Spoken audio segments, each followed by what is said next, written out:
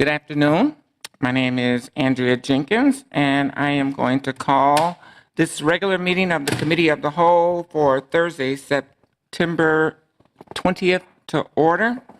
With me at the dais today are Council Members Palmisano, Johnson, Goodman, Ellison, Schrader, Council President Bender, Council Member Cunningham, Fletcher, Reich, Cano, and Gordon. And let the record reflect that we do have a quorum of this committee. And so we are going to begin with the, we have one discussion item today regarding the tent encampment on Hiawatha Avenue. But in order to give our fullest attention to that topic, I would like to quickly run through our committee reports first. And I will ask committee chairs to give a very brief report, if possible, focusing only on the committee's highlights and/or items that may merit discussion at tomorrow's City Council meeting. And before we begin with our committee reports, I do want to recognize that we have in the audience today Commissioner Peter McLaughlin. So thank you for being here. And we will start with the Budget Committee chaired by Councilmember Palmisano. Thank you, Madam Chair. We don't have anything being forwarded to Council on Friday. I'll note that in Budget Committee this week, we received and filed our budget presentations for police, fire, 911, and the City Assessor's Office. As previously planned, our next Budget Committee would have been October 4th, but we needed to move that date for the annual, because of the annual Transgender Equity Summit. So we have, after looking at a few options, rescheduled that on people's calendars to the 24th, which is a couple weeks later, but that will accommodate everything. Thanks. Thank you, Chair Palmisano. Are there any questions? Next, we will hear from the Economic Development and Regulatory Services Committee, chaired by Councilmember Goodman. Thank you, Madam Vice President. The Economic Development and Regulatory Services Committee met 10 minutes ago, and all of these people were here for it. It was great. And we took up 8 items. The items include our liquor license approvals, the gambling license renewals, general license renewals. Items 4, 5, and 6 are all rental license reinstatements, and item 7 is grant acceptance from DEED, the Met Council, and Hennepin County's Environmental Response Fund. So I understand Commissioner McLaughlin's in the room, so thank you for those grants for projects in the city. With that, I'm happy to answer any questions on items 1 through 8. Are there any questions? Thank you, Chair Goodman. Seeing none, we will hear from the Enterprise Committee, chaired by Councilmember Palmisano. Thank you, Madam Chair. We have 7 matters that we discussed at the Enterprise Committee meeting. We have recommendations for Council on the paid parental leave policy, IT contracts such as Terminal 4, a contract extension for PeopleSoft, an RFP for ServiceNow. We had the minimum wage baseline report that was simply received and filed. A single point of access collaboration being received and filed for a way to access data from the police department and the rest of the enterprise together. And the city coordinator's monthly updates. I'm happy to stand for questions. Thank you, Chair Palmisano. Are there any questions?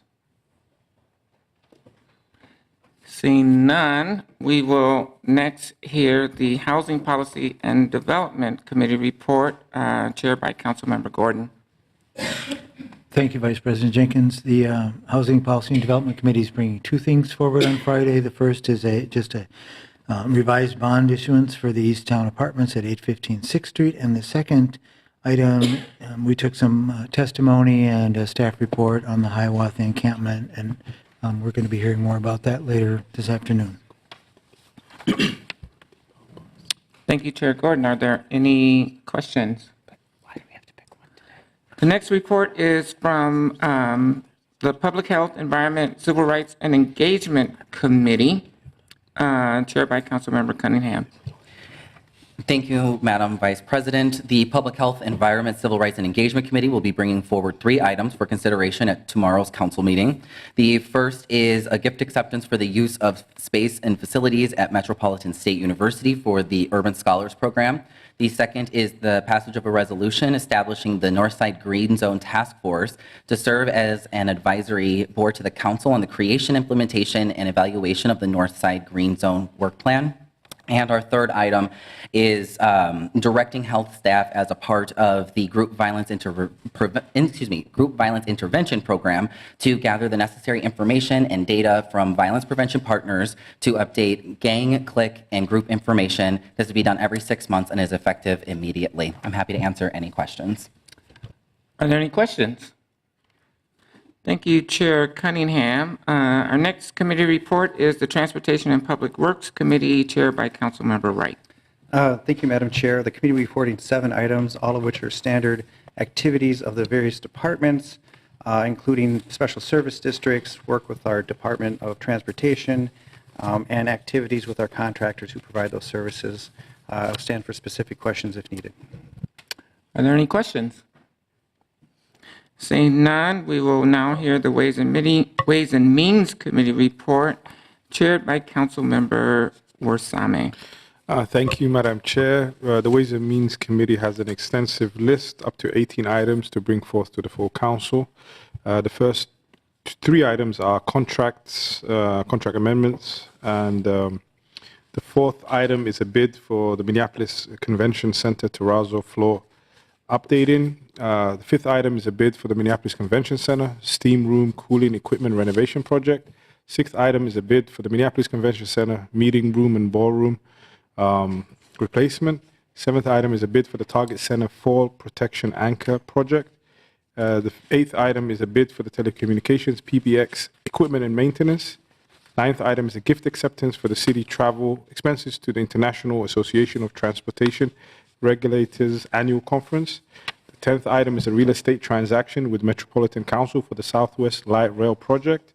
The 11th item is a contract amendment with Patrick Bourne for professional planning and coordination services. The 12th item is a contract with SMG for U.S. Bank Stadium traffic control services. The 13th item is a grant from the Minnesota Department of Public Health for the Minnesota Expecting and Parenting Student Program. The 14th item is a contract with CoStar Realty Information, Inc. for access to real estate information database. The 15th item is a collective bargaining agreement with the Teamsters. And the 16th item is a collective bargaining agreement with the machinist unit. The 17th item is an appointment position in the Minneapolis Police Department for a Director of Public Information. And the 18th and final item is a contract with King and Spalding LLP for independent investigation services. And I'll be happy to answer any questions. Thank you, Chair Warsame. We do have one question from Council President Bender. Thank you, Madam Vice President. I just wanted to make a comment on the contract with King and Spalding. And I just wanted to state I'm not on the Ways and Means Committee. I did get a chance to watch the committee video, which is available online. And as of today, with the information I have, my intention is to not support this contract going forward. I would have a hard time justifying to my constituents an additional $195,000 spent to externally validate a study that our Civil Rights Department has already completed on ketamine use that has resulted in policy change in our police department. And with conversations with the Civil Rights Department, I feel comfortable with the quality of their work and don't feel that we needed to have it independently verified in the first place. And if we did, I would have been more comfortable with a more competitive, more typical RFP process that would have opened this up to multiple firms. And I think we probably could have seen a significant cost savings that would be less than the $245,000 total price tag for this external review of the study. And I mentioned that today. I haven't lobbied any colleagues, not asking anyone to vote in a certain way.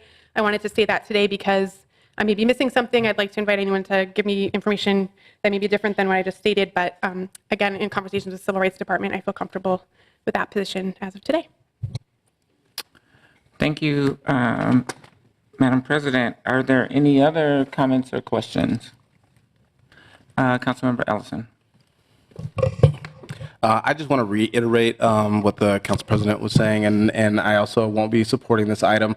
I think that we have to either prove that objectivity among our own department was lost, and since we have not been able to prove that, I think that I want to honor and prop up the work that they did in order to provide us with a competent and clear study of this issue, and so for that reason, I think that I'm going to affirm the work of the Civil Rights Department and not vote for this item.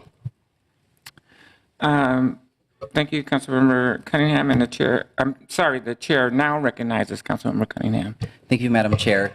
Just briefly, I wanted to echo both what Council President Bender and Councilmember Ellison said. In addition, I think that as we move forward with this conversation, we have addressed the MPD policy that was not in place, as was mentioned, but yet we still have not talked about the victims who have survived this and who some experience lifelong disabilities. We have not talked about restitutions. We have not talked about reparations. We have not talked about who is going to be held accountable for that. So if we're able to find $200,000 to almost $250,000 to be able to check the work that our city employees have already done, then I think that we should be able to dig up the same kind of work and the same sort of commitment also to victims. Thank you.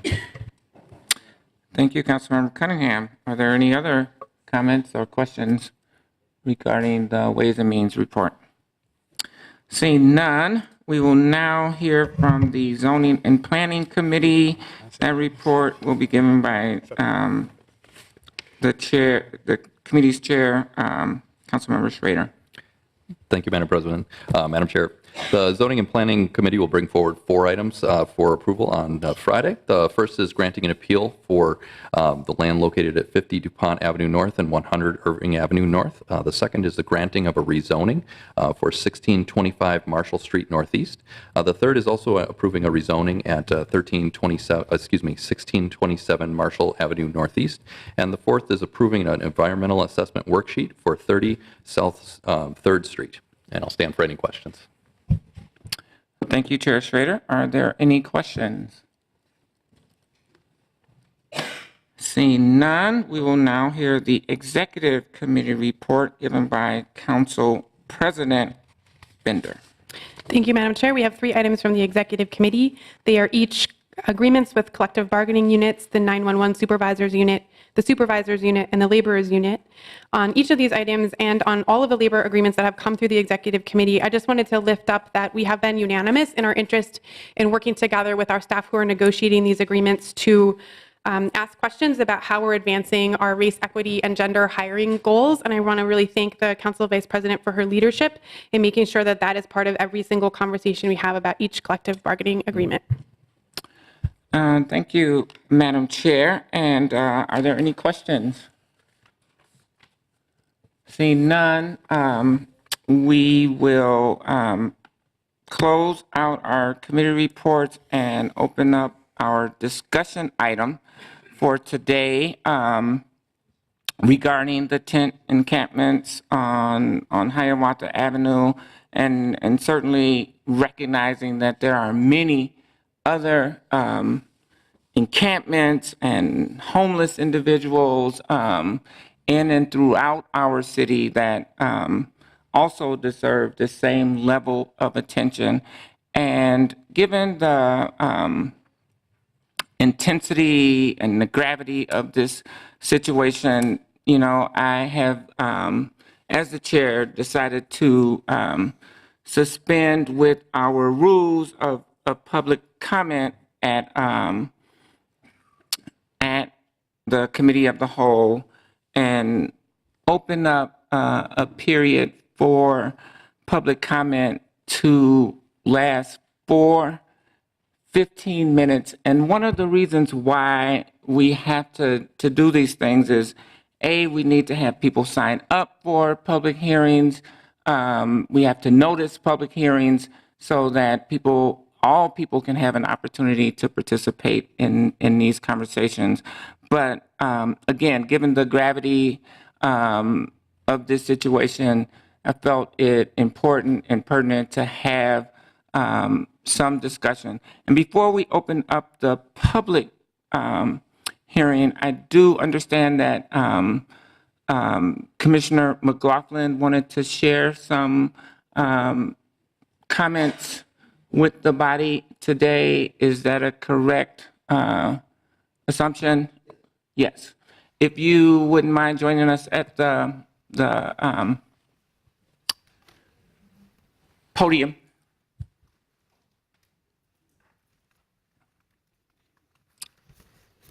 Welcome, Commissioner McLaughlin. Thank you, Madam Chair, members of the committee. I'm joined today by Jennifer DQ Bellis, who is our Deputy County Administrator who covers Health and Human Services. She supervises David Hewitt, who was here at the last meeting where this was discussed in one of the committees. He is our he's the coordinator of our office to end homelessness, and Jennifer decided he needed a day off because he's been working 7 days a week for a while on this.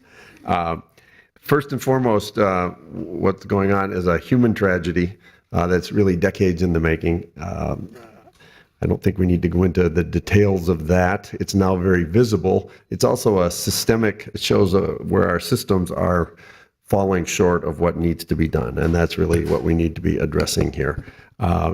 People in every tent have a different story, very personal story that's going to require a very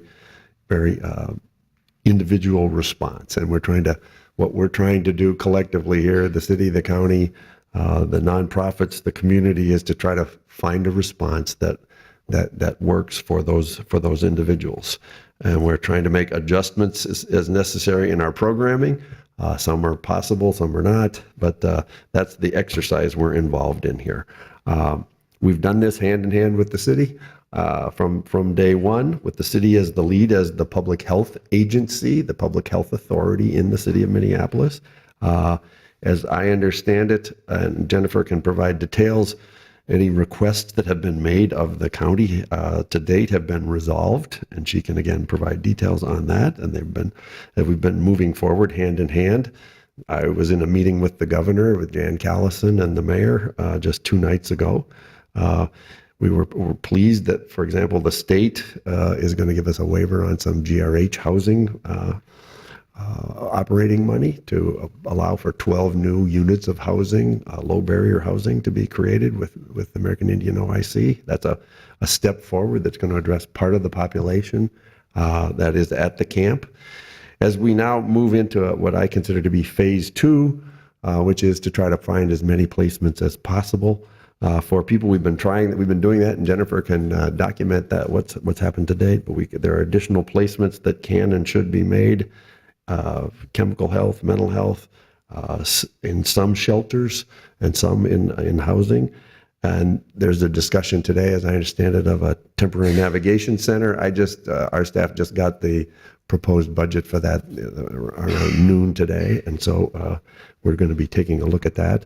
Long term, though, where the real issues are healthcare beds, mental health, chemical health beds, additional low barrier housing potentially, maybe tiny houses that have been discussed. I think that's worth a discussion, and general affordable housing, as well as trying to make sure that there are adequate points of access to healthcare, mental health within the community. I think it's essential that you move forward on picking a site today. I have suggested in a letter signed by the Mud Group that the Roof Depot parking lot would be a convenient site. That's going to be up to you folks to decide, but we need a site chosen to move forward on this navigation center, which is a transitional facility. It's beyond this first phase, but it's not the source of the final placements. It's to give us enough time to make the final placements. We need to do this together. I'd like to call Jennifer up to just provide a few more details if you'd like to hear those. Thank you, Commissioner McLaughlin. And I do want to say that we appreciate the partnership and the attention that the county has been giving to this issue, and look forward to continuing that partnership to try to do the best we can for this community and all of the homeless people that are in our city.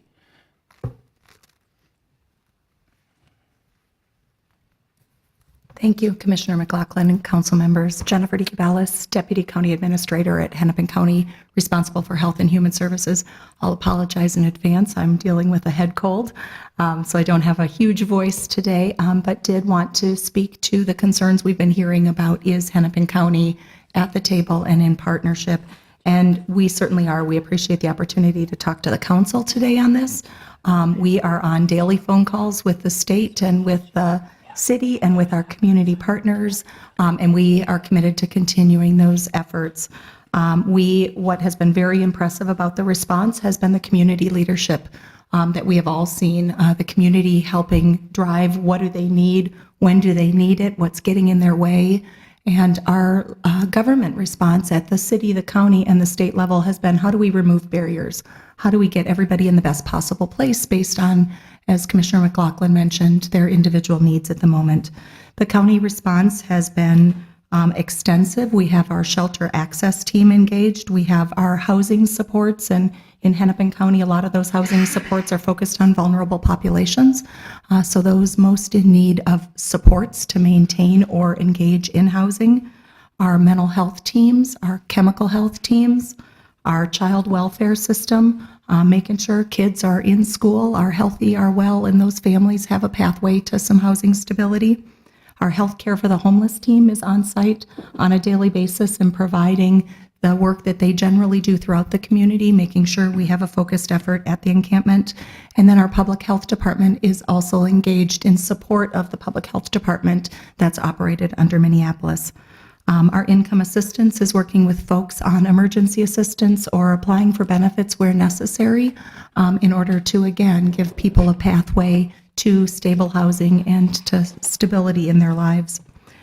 We will continue to stay in partnership with the city staff and most importantly with the community and the community providers that have been so instrumental in driving the efforts. This is a lot less about government and it is a lot more about what the community needs, and our community providers have stepped up in all sorts of ways, and that's everything from the FQHCs that are responding daily on site to the shelter access and outreach teams that have as well. As Commissioner McLaughlin mentioned, we are seeing results. I'm seeing daily reports on people accepting shelter, removing barriers to shelter on a short-term basis, knowing that those aren't always long-term solutions. We heard early on from lots of families that one of the barriers were that culturally there were multiple family members that didn't fit into our nice, neat packaging of shelter in Hennepin County.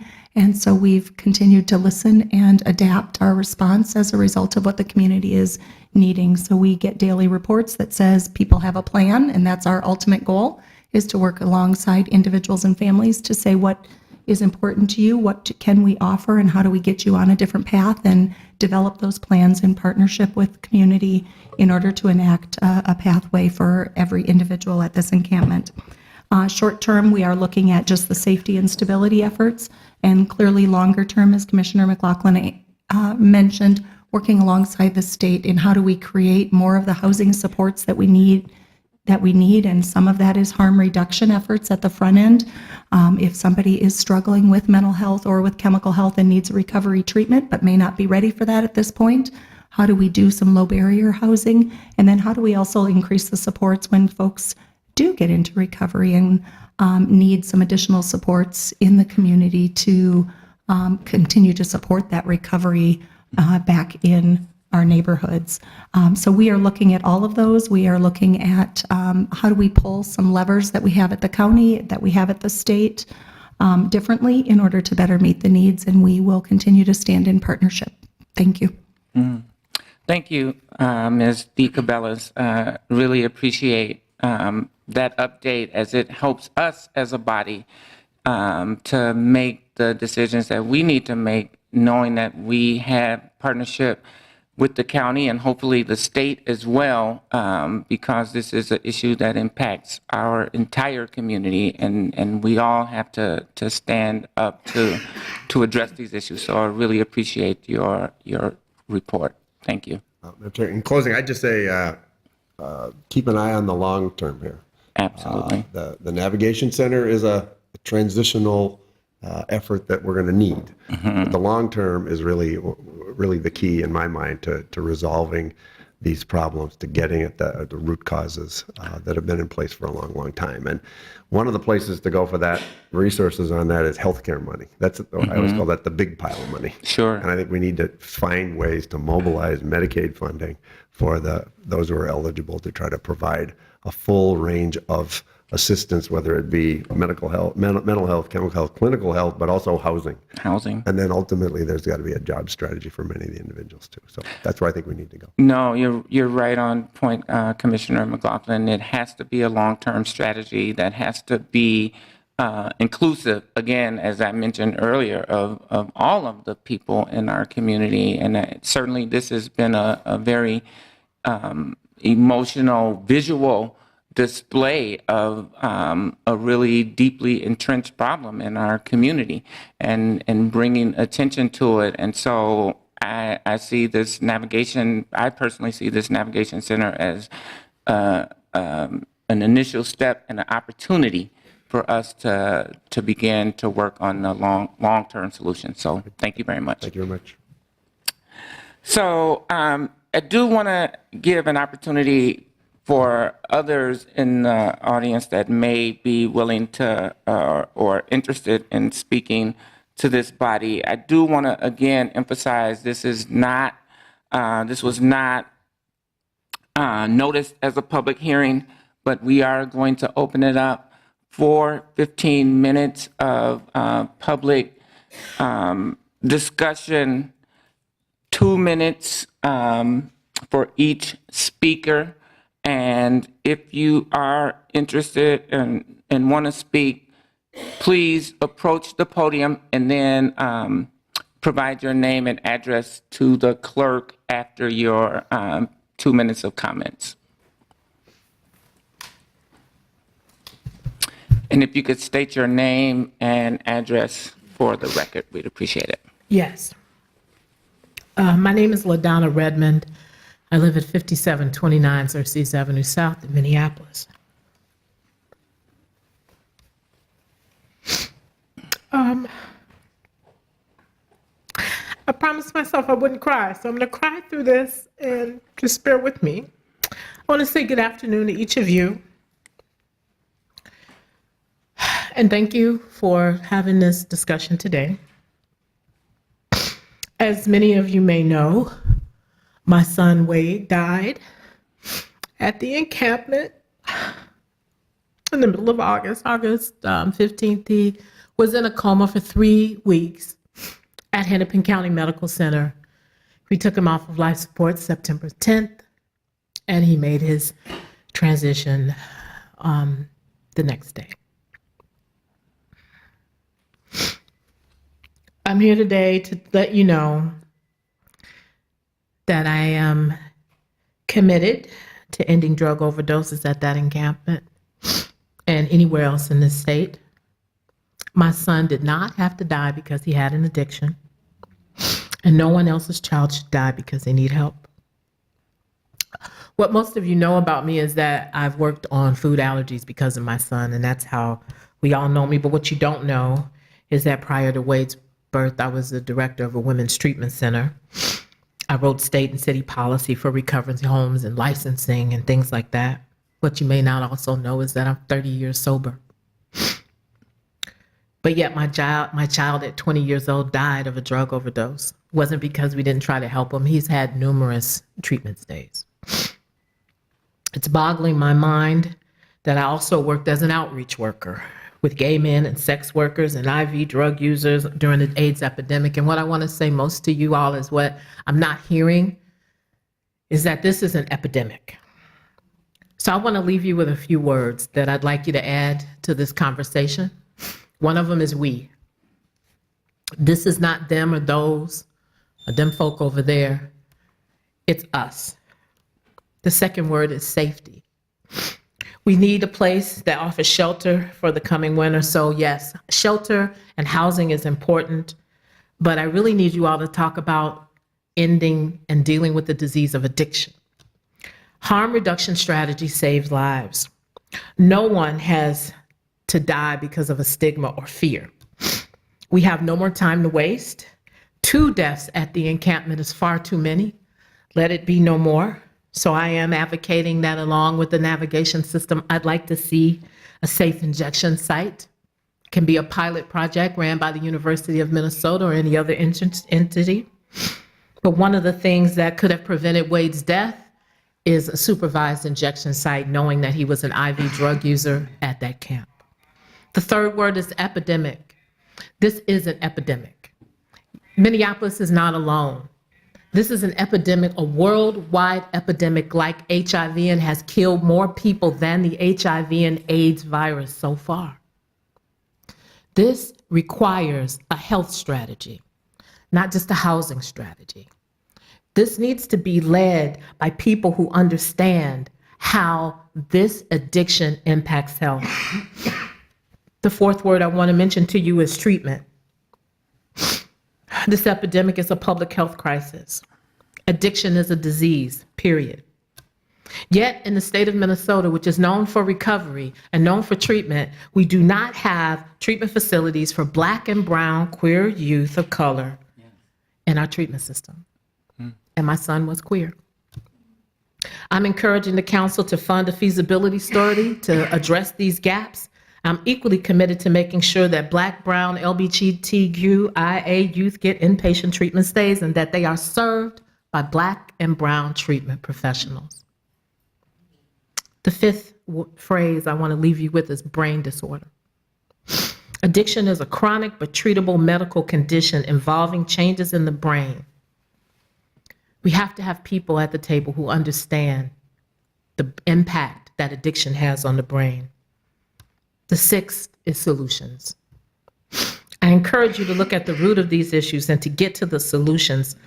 Homelessness is an unfortunate symptom of so many other things that have happened. Wade had 2 homes, one in Chicago, one in Minneapolis. What separated him from his home was his addiction. There's nothing worse that I ever had to do in my life than to turn my own son away from my home and force him into homelessness because his addiction was out of control.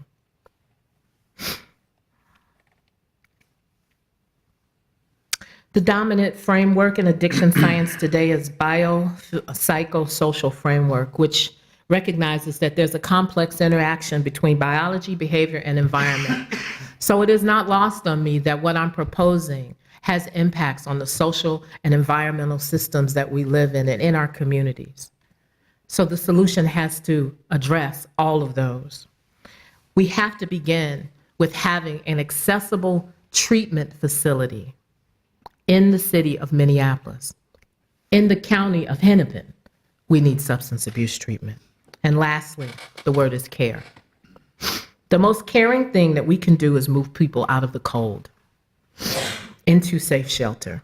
The second most caring thing we can do is offer them support to manage the issues that they face. In closing, I just want you to know that I'm not standing here because I'm strong or invincible. My heart is broken. I'm standing here because I believe that good can come from my son's death. And I'm so angry at him and at myself, as this system, for not doing enough. Well,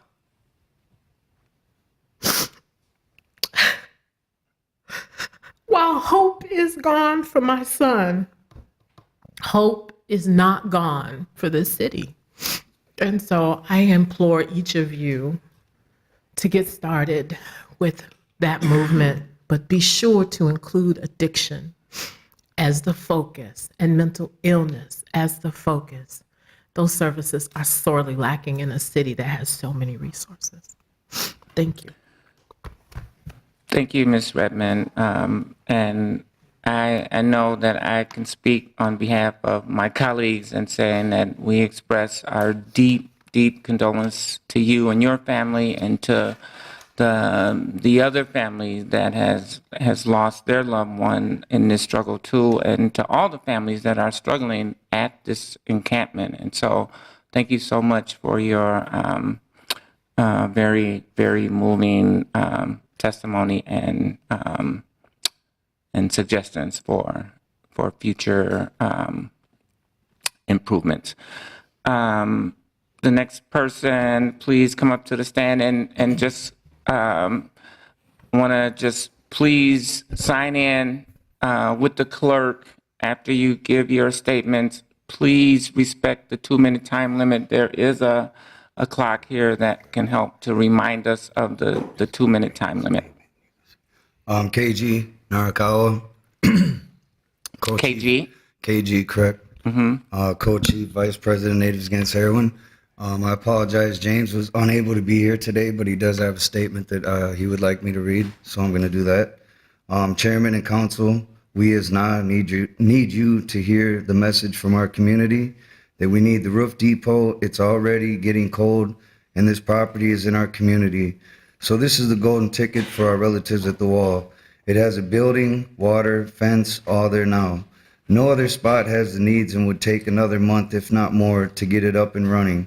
This is ready now. We ask you to feel our need and hear our voices of our Native community, Chi Miigwech, Natives Against Heroin Movement, James Allen Cross. My name is Greg Frandsen, also with Natives Against Heroin. One of the things that I want to let you know as far as that goes, we do outreach work every day as Natives Against Heroin. We do what we can with the way that things are today. We make sure that people have Narcan. We make sure that they have clean needles. We also try to get people into treatment. That's what I do on a daily basis, is work on getting people into treatment. Where the problem comes in is getting people into treatment is you got a week after they do the Rule 25. And then all of a sudden, the people don't want to go no more. It needs to be where something can change, where you can have it to where right that day, if they're doing a Rule 25, they should be okay to get into treatment. That's where the problem comes in, because it's time and time again we have had this problem come up. And the only place that's really suitable and that would work for us would be like the Home Depot. It's fenced in. We can control who comes in and out of there. Where we are right now, we cannot control it. We have somebody overdosing on a daily basis almost, where we have to shoot them with Narcan because the drug dealers can walk up to that pit. We can't do that anywhere else. If we were fenced in, there's no way that they could get there. We would make sure that the only people get there are residents. So please consider that as a site that would be ideal and work. I know it's not a long-term goal, but the governor promised us 120 people would be bedded within the next 10 days. He hasn't done, or the mayor promised that. They haven't told us anything. There's not 120 people that have beds. Thank you. Please consider we take our time on a daily basis. We don't get paid for that. We're out there volunteering to make sure our people are safe. Please do the same, because like James said at first, the blood is in your hands now. You guys have the opportunity to change that. We don't. Thank you for your work. Thank you so much. Good afternoon, Council. My name is John Thompson. I live in the state of Minnesota. Let me be brief. I'll be very brief.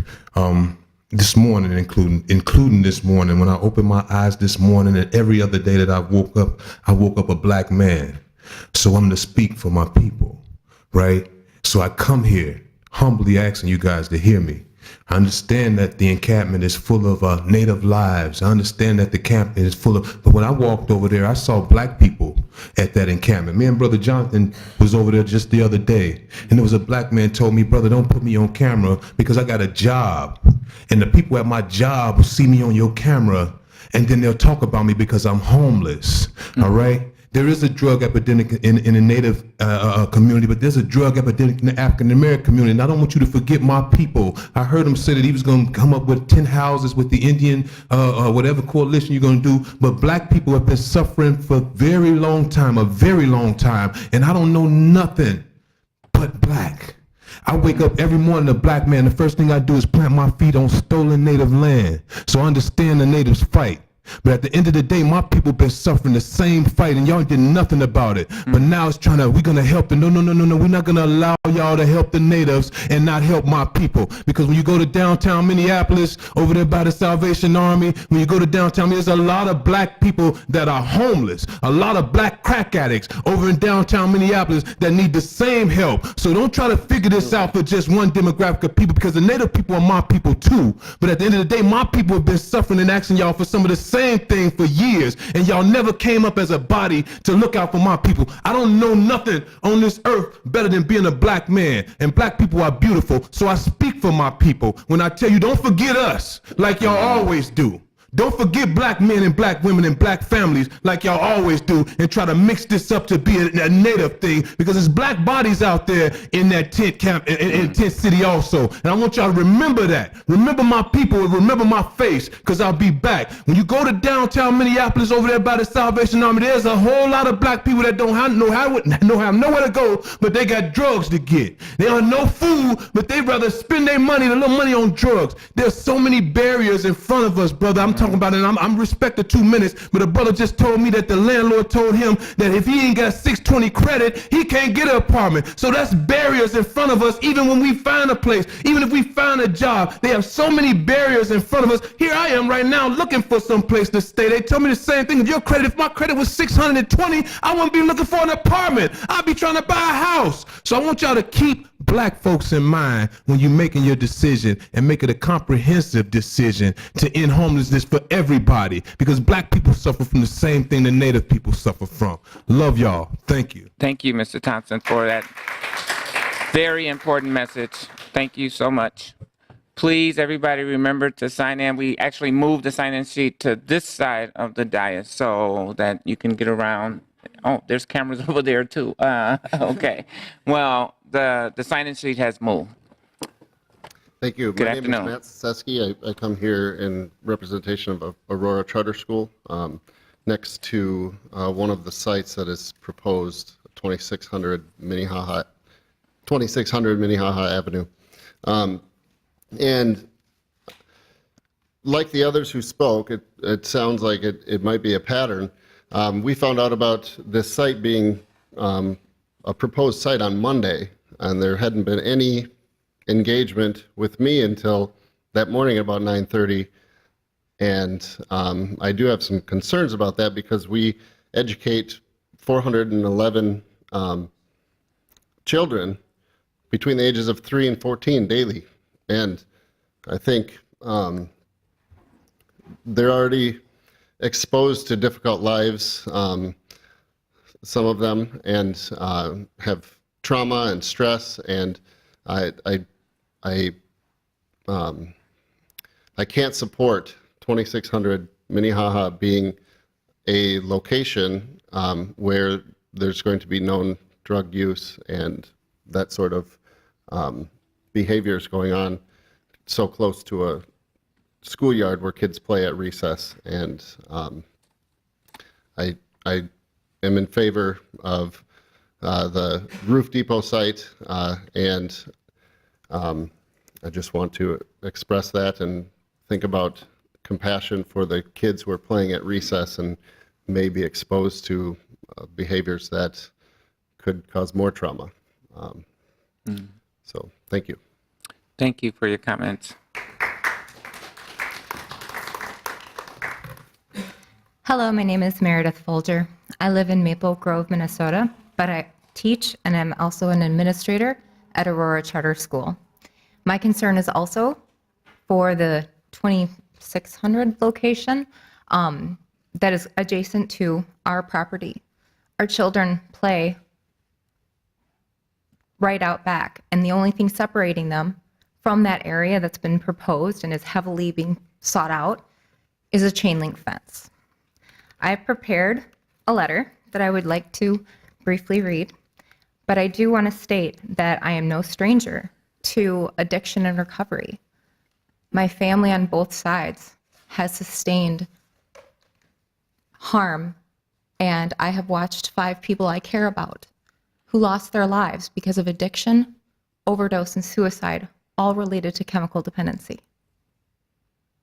I ran an ALC for 6 years, and some of those people were my students. So all people matter. Good afternoon, and thank you for inviting me to speak. I want to briefly state my thoughts on this issue. Homelessness, like the development of a child, is complex and multifaceted. Homelessness has been an ongoing issue in Minneapolis, which continues to be ignored and dealt with once minimal action is taken, such as locking skyway doors and asking individuals to move along. The reality of homelessness is now receiving more attention because it is visible. For a population who are treated as invisible, this is not a discussion about which of the two marginalized populations, the homeless and Latino students at Aurora, matters more, or African American individuals, or any individual, but instead a distraction from the real issue. Where are our pillars of the community and businesses who have revenue to donate to political campaigns, but not to help set up sustainable systems to help the complex needs of our fellow residents who happen to be homeless?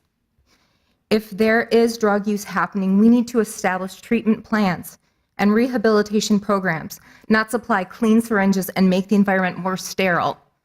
That is simply a way of avoiding the inevitable reality that they will die from their condition. If the homeless are in need of mental health services as part of a civilized and industrial nation, we need to provide support for those individuals.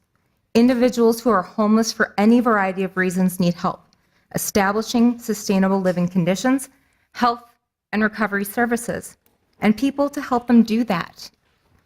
Our students are of paramount importance, just as any human being's life is. I feel we need to advocate for individualized, comprehensive emergency plans for every individual experiencing homelessness.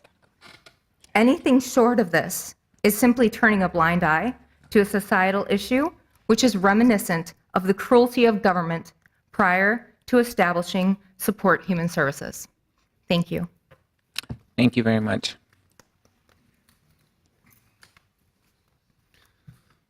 Esteemed members of the Minneapolis City Council, thank you for this opportunity to speak. My name is James Bordewick. I'm a teacher in my 7th year at Lincoln International High School. And though I'm not speaking officially in this capacity today, I also serve as the chair of its board of directors.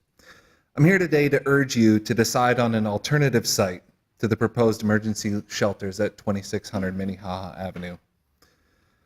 As someone who's devoted considerable time and effort to serving the needs of culturally and linguistically diverse students, I want to applaud the efforts of the city and the American Indian community to resolve the unacceptable levels of homelessness that befall the community in Minneapolis.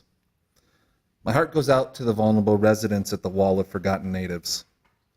I especially would like to recognize and appreciate the work of the Metropolitan Urban Indian Directors and Natives Against Heroin in their monumental task of providing a level of safety and stability to the camp while organizations work to secure a more permanent solution.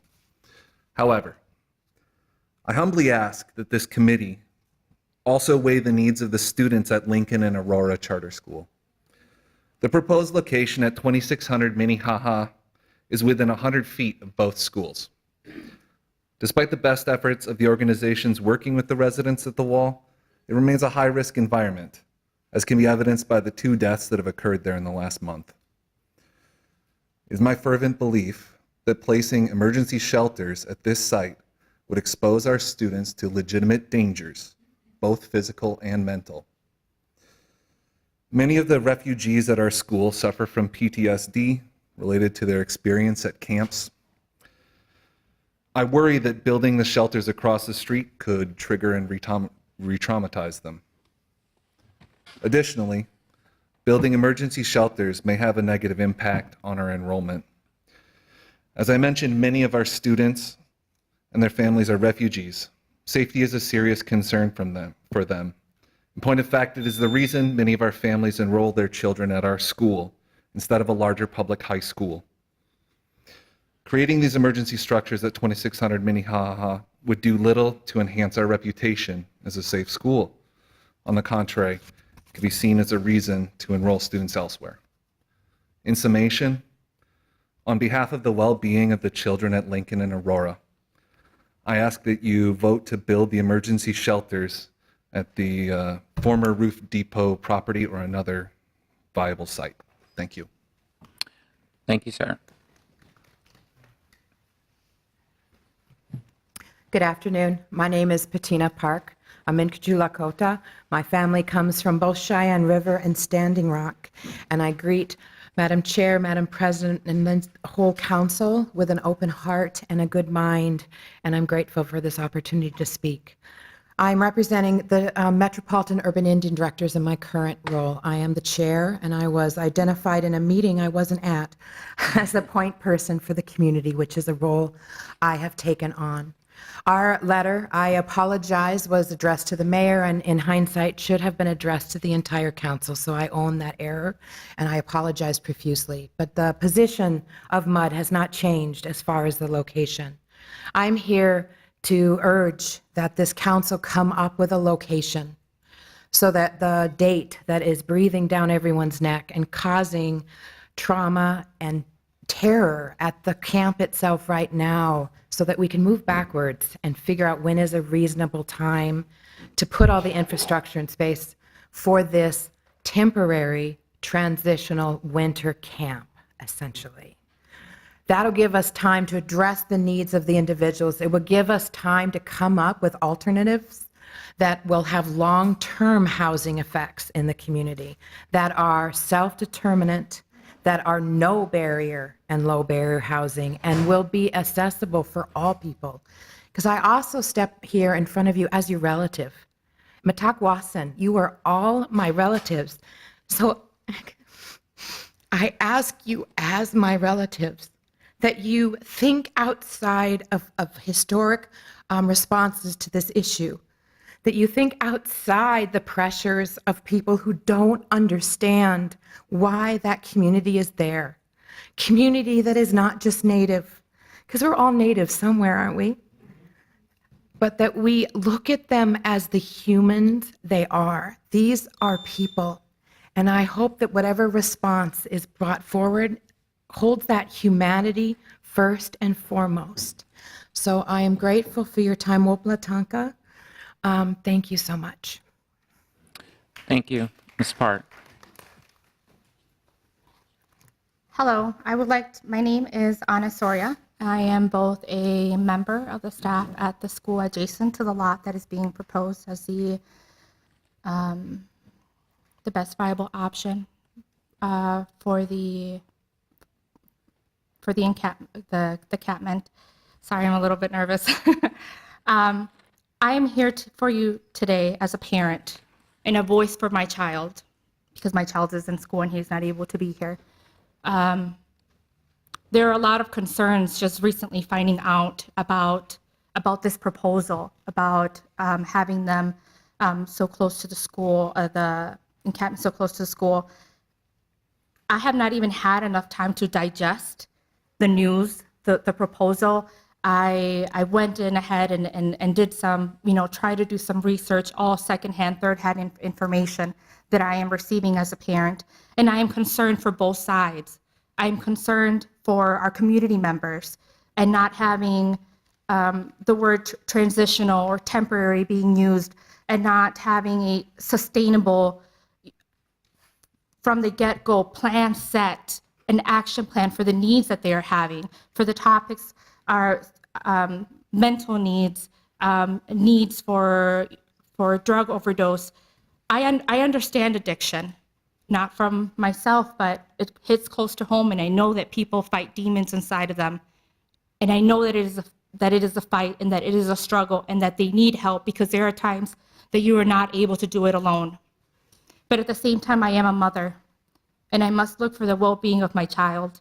And as a mother, I want to protect my child as much as possible from seeing anything that could cause trauma, that could cause confusement, it is my job to educate them on things that happen, on events that really affect those around us in our community.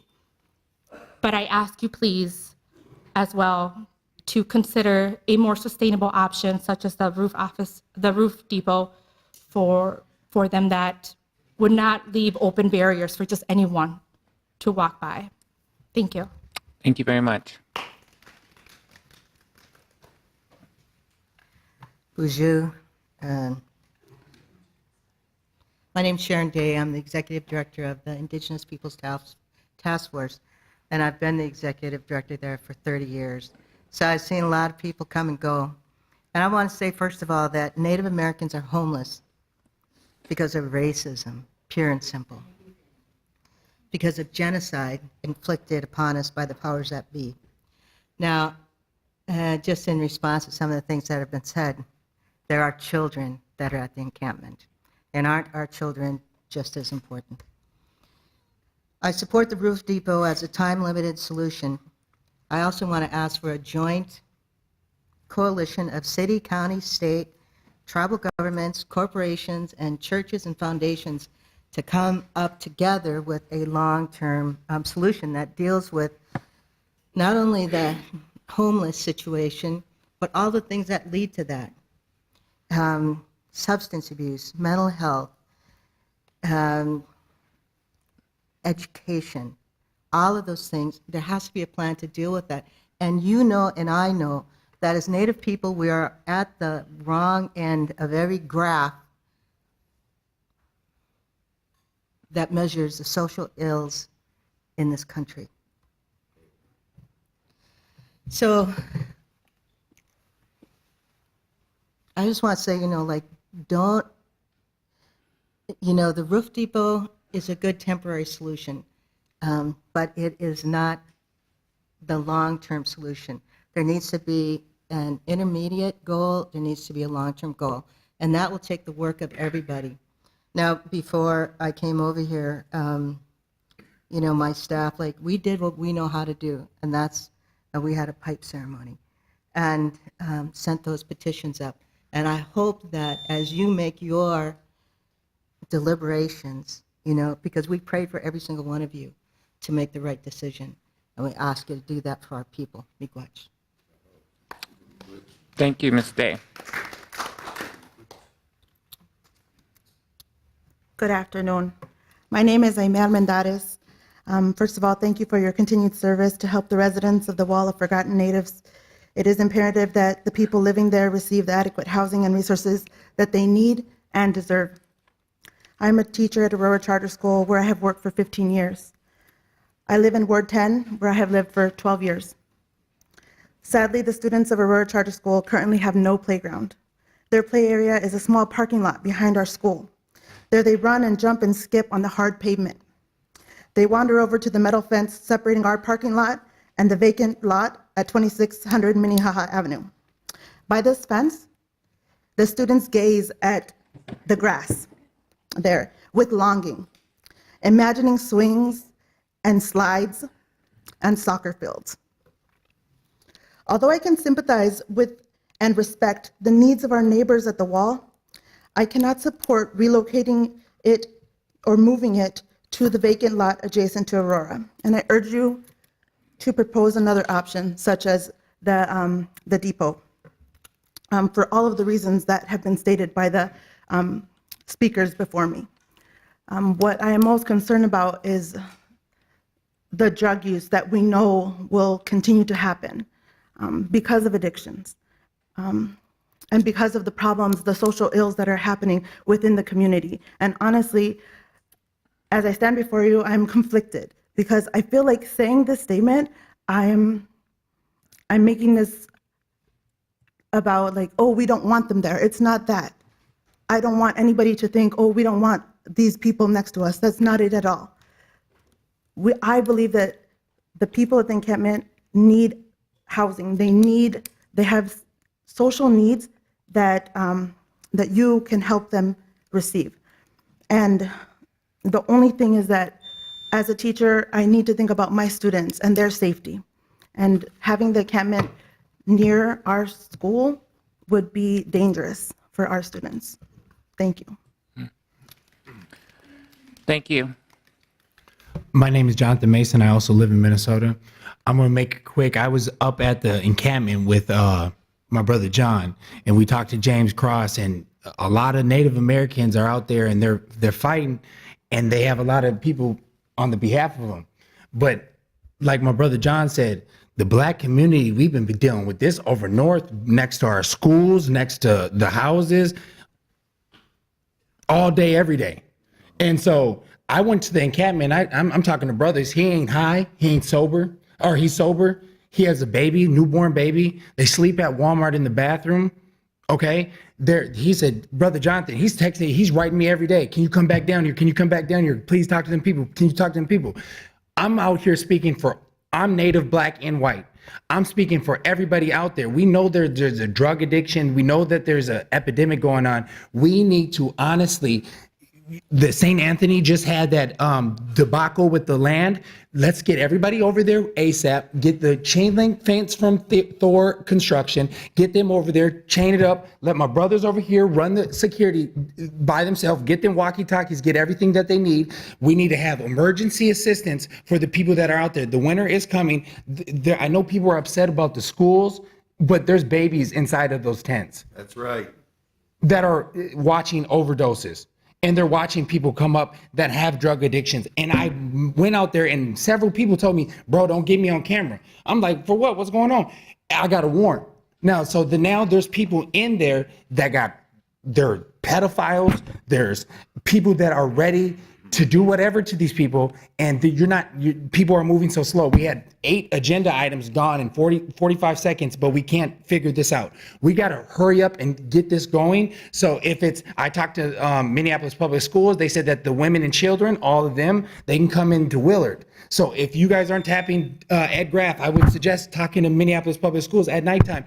Get the kids all light rail ticket. If you did it for the people for the Super Bowl, this is what I don't understand. You pushed all the homeless out into all these other communities, and then for the Super Bowl to come, and then now they're all coming back. Now, wow, what's going on? When this happened? This has been going on. You're just seeing a rush of it coming back, and now they're all posted up on Hiawatha, and now it's a big concern. That is Little Earth right over there, and there's a lot of Native Americans from all tribes. I'm from several different tribes. Myself, I'm a 16th Native, but I'm also a descendant of slaves. So I have to understand that there's tons of black people out here that are homeless, more than 500 on the north side, walking around, sleeping in Walmarts, getting kicked out of Cub Foods. I know what's going on. So we have to figure it out. I would love to talk to Jacob Fry, Ed Graff, a lot of these leaders we have vacant properties as well. These vacant properties need to be built. If Thor Construction can do it on Penn and Plymouth, they can do it for elsewhere. Give the tax incentives and breaks for these people. We have to move quicker. There's babies and stuff seeing things that they don't want to. I know the school is right there. Get the chain link fence, get them in the depot ASAP, and then we have to have stability when you're trying to work forward and trying to build housing for these people. Thank you very much. You get it for the Super Bowl, y'all. You get it for the Super Bowl. You get to sit and look pretty when Beyonce come to town. Before you start that, I got 2 minutes to talk, Greg, and I want to be respectful to this 2 minutes because this should be quick. So that's what I got. 2 minutes. Okay, so we're going to do this, okay? So, come before you guys today. My government name is Thomas Anderson. My spirit name is Wabashki Meskude Biziki Makwa Oshkabewis. Now, the members and the relatives from Canada come all the way down the other day to say this. Our relatives need to go, and they need healing, and they need help. And we can do those things in the way that we do them, and we'll bring them up north and get that done. But we need you guys to work with us to get that done. So when I come down to say, hey, we got a viable place, we don't need the tribal police up in Whiter trying to run people out of a place that we can use to do that. So I need you guys to get all on the same page, and I need you guys to get a hold of the governor, and I need you to let them know that ain't no state certified police gonna run anyone out of anywhere anymore. Ain't happening. And this ain't just about one direction, it's about all of them. So we got issues, we know the issues, we got the solutions, but do you wanna work with us to get them done, or do you wanna continue to talk about it? because we got solutions and we can get those women and children to safe places where they're not around those things. And then we can get those other relatives the help and the healing that they need from those behavioral constructs and things that have been caused by the trauma that the government and the state and county officials continue to get paid to do on a regular basis by stealing people's children with the CPS network, with the guardian ad litems and the fraudulent activity that they got going on. Because we know the issues. Quit paying the people that are causing the trauma, start paying the people that are actually trying to fix it, and then we can move forward. It's really simple. So you want a viable solution, we have a place for people to go, but we can't be having no more state, tribal police running anyone out of anywhere, because that's not okay, because they're certified by the state. They have no authority to remove anyone from the reservation, because this has gone federal. And anyone that wants to continue to break those federal laws, those treaty laws, and those constitutional laws, you will be ended up in federal prison for those things. I don't care if you think you got immunity because you're a state official or not. You do not. We have been respectful. You continue to do the things you do and do not help all of our people, because it is all those directions. So we're done. We're done asking. We're telling. We got the solutions. Let us do it. Thank you.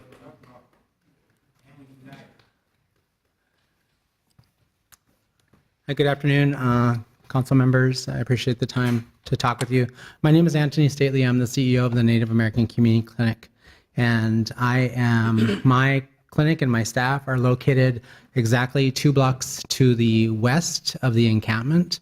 And for the last 4 or 5 weeks, myself and my staff have been working tirelessly to try and bring medical services to the encampment, including harm reductions support, wound care, a number of other things in that encampment.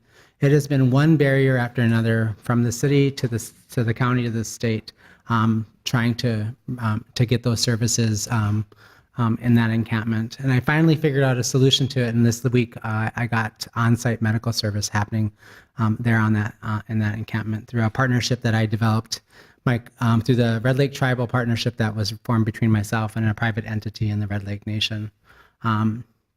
And I just have to tell you that, as a citizen of the state, as a tax-paying citizen of the state, as a former resident of Minneapolis, I was born and raised here. I remember a time when things were much different in this part of the city, when the American Indian community in Minneapolis, South Minneapolis, was vibrant and thriving, and when it was doing well. When I was a young child, I could ride my bike all the way from 31st and Minnehaha. In the middle of the day, I could go down to PV Park, and I didn't have to worry about being accosted. I didn't have to worry about being human trafficked. I didn't have to worry about running into drug addicts. I didn't have to worry about being shot and killed, any of those things. And I could spend my entire day down there and go home at 9 o'clock at night, and I'd be safe, right? The children of South Minneapolis and the children of your city need you to step up. Right? We have people dying every single day, right? Not just in that encampment, but all over Minneapolis. But I'm here talking to you about the issues that specifically relate to the people that I am in charge of providing, that I have a commitment to and an expectation to provide services to.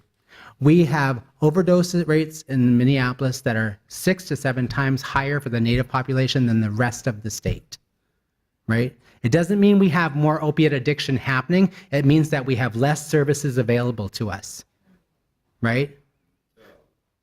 So what I'm asking you to do is I'm asking you to think very carefully and thoughtfully and intentionally about the decision you're about to make. We have people who are 3 blocks away who cannot, for all kinds of reasons, and when I sit in audiences and I hear people talk about mental health issues and this, I'm a psychologist. I understand that very, very well. My dad was schizophrenic. He was put in the psych ward and in prison eventually for kneeling in the middle of Franklin Avenue in Bloomington and praying. Right? I know mental illness really, really well, personally and professionally. Right? But at the end of the day, these are human beings who need our help, who need our protection, and who need our support. And they won't leave that encampment for all kinds of other reasons, just to walk across the street for services at the Community University Healthcare Center. They have a difficulty walking into the Native American Community Clinic, which is 3 blocks away, or 2 blocks away. They have difficulty walking 5 blocks away to the Indian Health Board where they could get services, because they're struggling with so many conditions and situations that are directly related to the issue of being homeless. So to move them further away from a safety net of services that are immediately helpful to them is really challenging. How many of you have actually gone out there and tried to walk across Hiawatha Avenue? Have you ever tried to walk across Hiawatha Avenue, which when I was a kid, it was an avenue. You could actually ride your bike down. It's now a highway, right? Nobody is going to bank it to the American Indian Corridor from there to get support and services that they rely upon every single day. If you keep it on this side of Hiawatha and you keep it closer to the Native American community support services that are available to them in South Minneapolis in the corridor, we're going to see much more success, right? My organization, I am committed as its leader and its fiduciary leader and responsible. I'm going to figure out a way to continue to provide services to them no matter where they go. If I have to buy a van out of my own personal fund, I'll do it. But the point is that it doesn't help me to have you disperse them all over the city.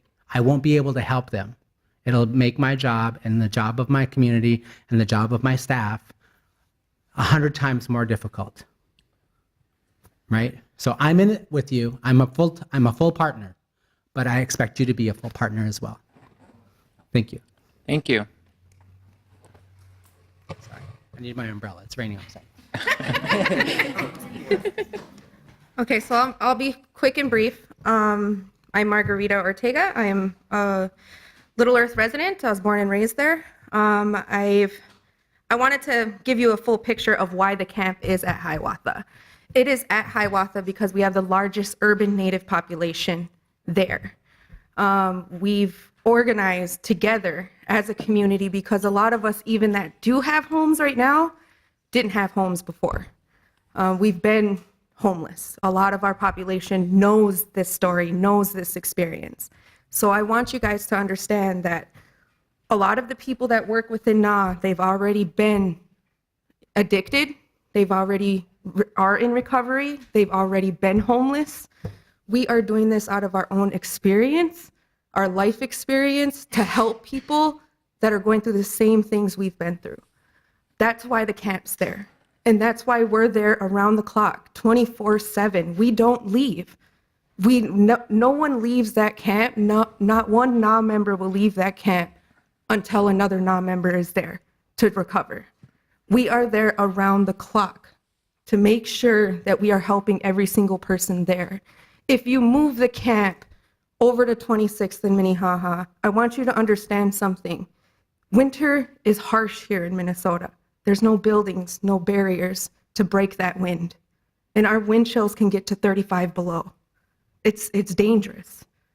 And just putting up buildings is not going to help it. Putting up a fence is not going to help that. We need an emergency building that we can go into if things get harsh.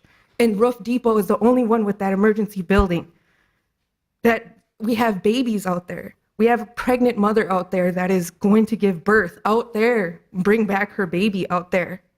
I need you to understand how important this is. This isn't about money. This is about your heart, your humanity. We are all in this together. And we need your help to make sure that we can provide for each and every single person out there. They may be having addictions, but guess what? That's not their fault.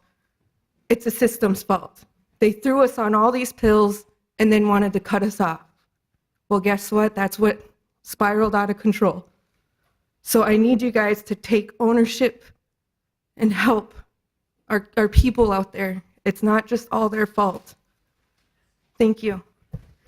Thank you very much. And thank you to all of you for providing context and insight and expressing your concerns.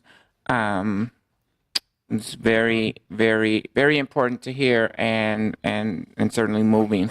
So now we are going to hear from city staff who will report on the city's plan for the emergency navigation centers. And I think we'll first hear from City Coordinator Nuria Rivera-Vandermeid. Thank you. Thank you, Chair Jenkins and Council, for allowing us to come back and speak a little bit about our efforts at the encampment. at our last meeting, we really spoke to the partnership, and part of that is really a partnership that is community-driven, community-led, and I cannot speak highly enough for our MUD partners, our NAW partners who are out there, and our other community partners who are really helping us shape what this looks like. I also have to say, and I appreciate the county and the state. Kathy Tenbrook couldn't be here from the state, but said I could speak her name openly as a partner as we move forward in this coalition we have formed. And certainly I have been on multiple daily calls with Jennifer DeCubelis and appreciate the commissioner for being here as well. As you're about to hear a little bit, and as I pass the podium to David Frank, who is Executive Director of CPED and who has been working diligently to think thoughtfully about sites.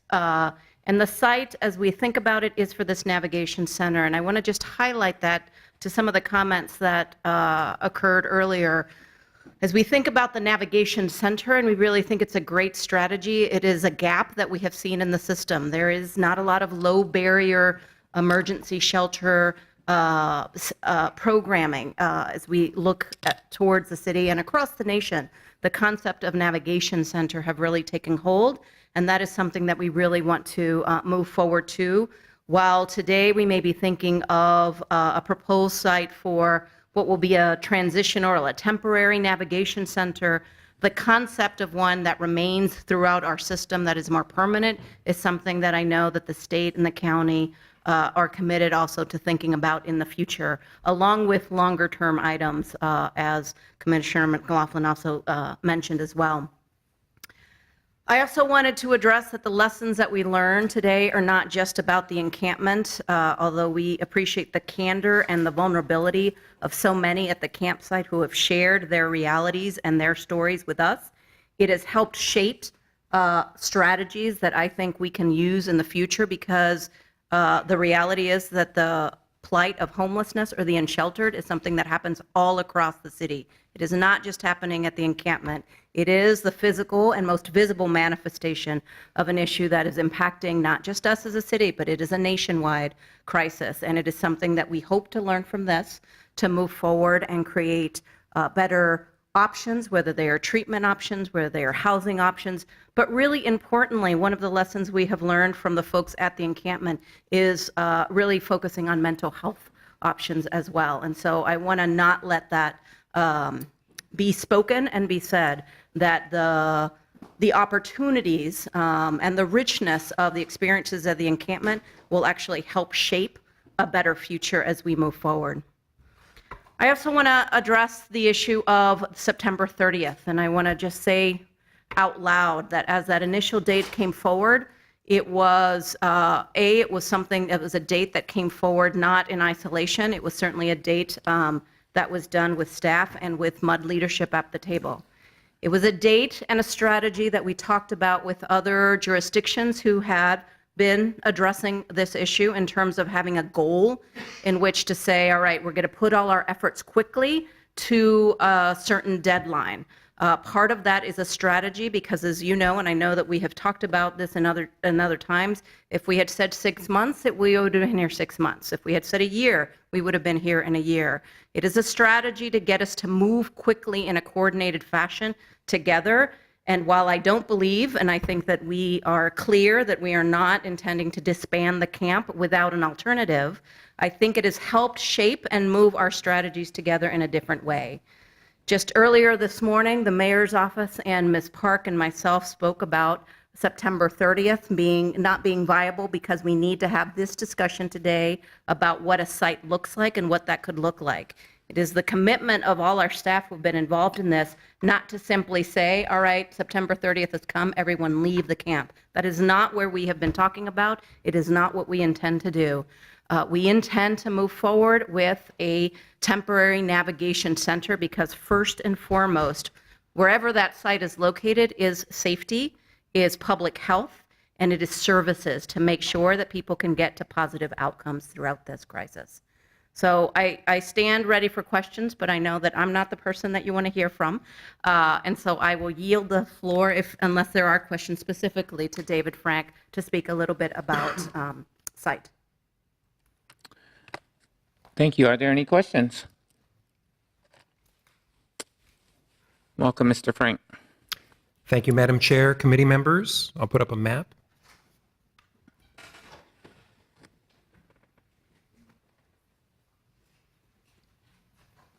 Is it possible to zoom out to see the whole thing?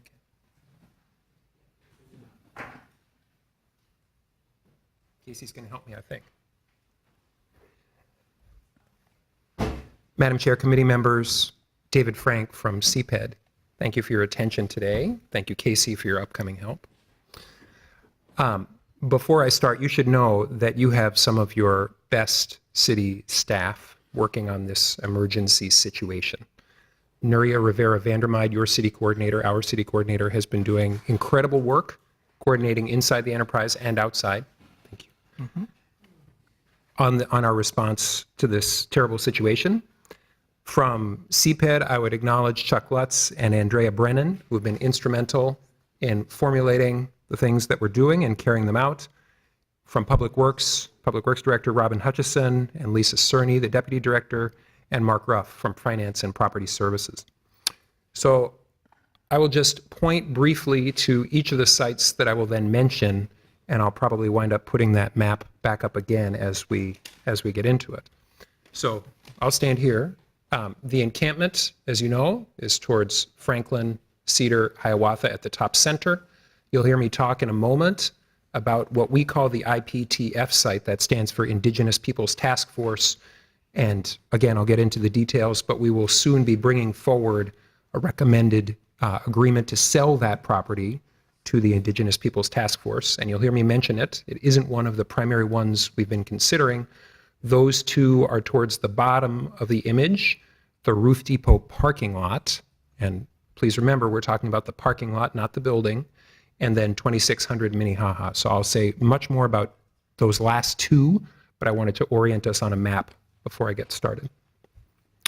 So based on previous staff directions and in response to lots of work that's been going on in lots of places, CPED staff have reviewed and considered city-owned and Hennepin County-owned, thank you, Hennepin County, property options for a temporary navigation center, okay?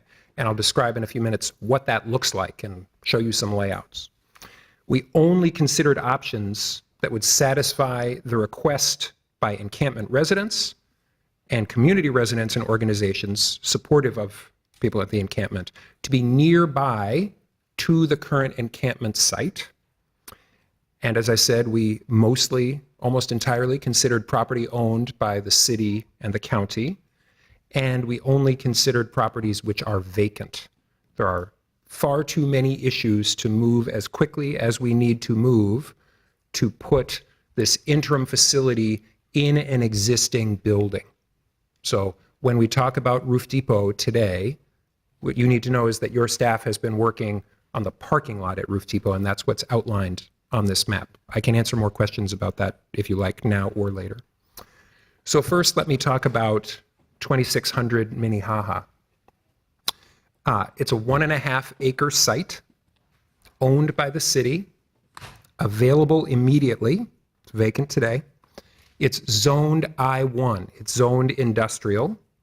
We would need to do, we think, what's called an industrial living overlay district, or an ILOD, to allow for this kind of a residential use, even a temporary one. The site has been environmentally remediated to an industrial standard, and just in case anyone's wondering, that means pollution has been removed to a 12-foot down level. We could put housing on grade, residential on grade. Everything you'll hear me talk about today are trailers, okay? Likely a trailer. That's what I'll tell you about in the budget in a few minutes.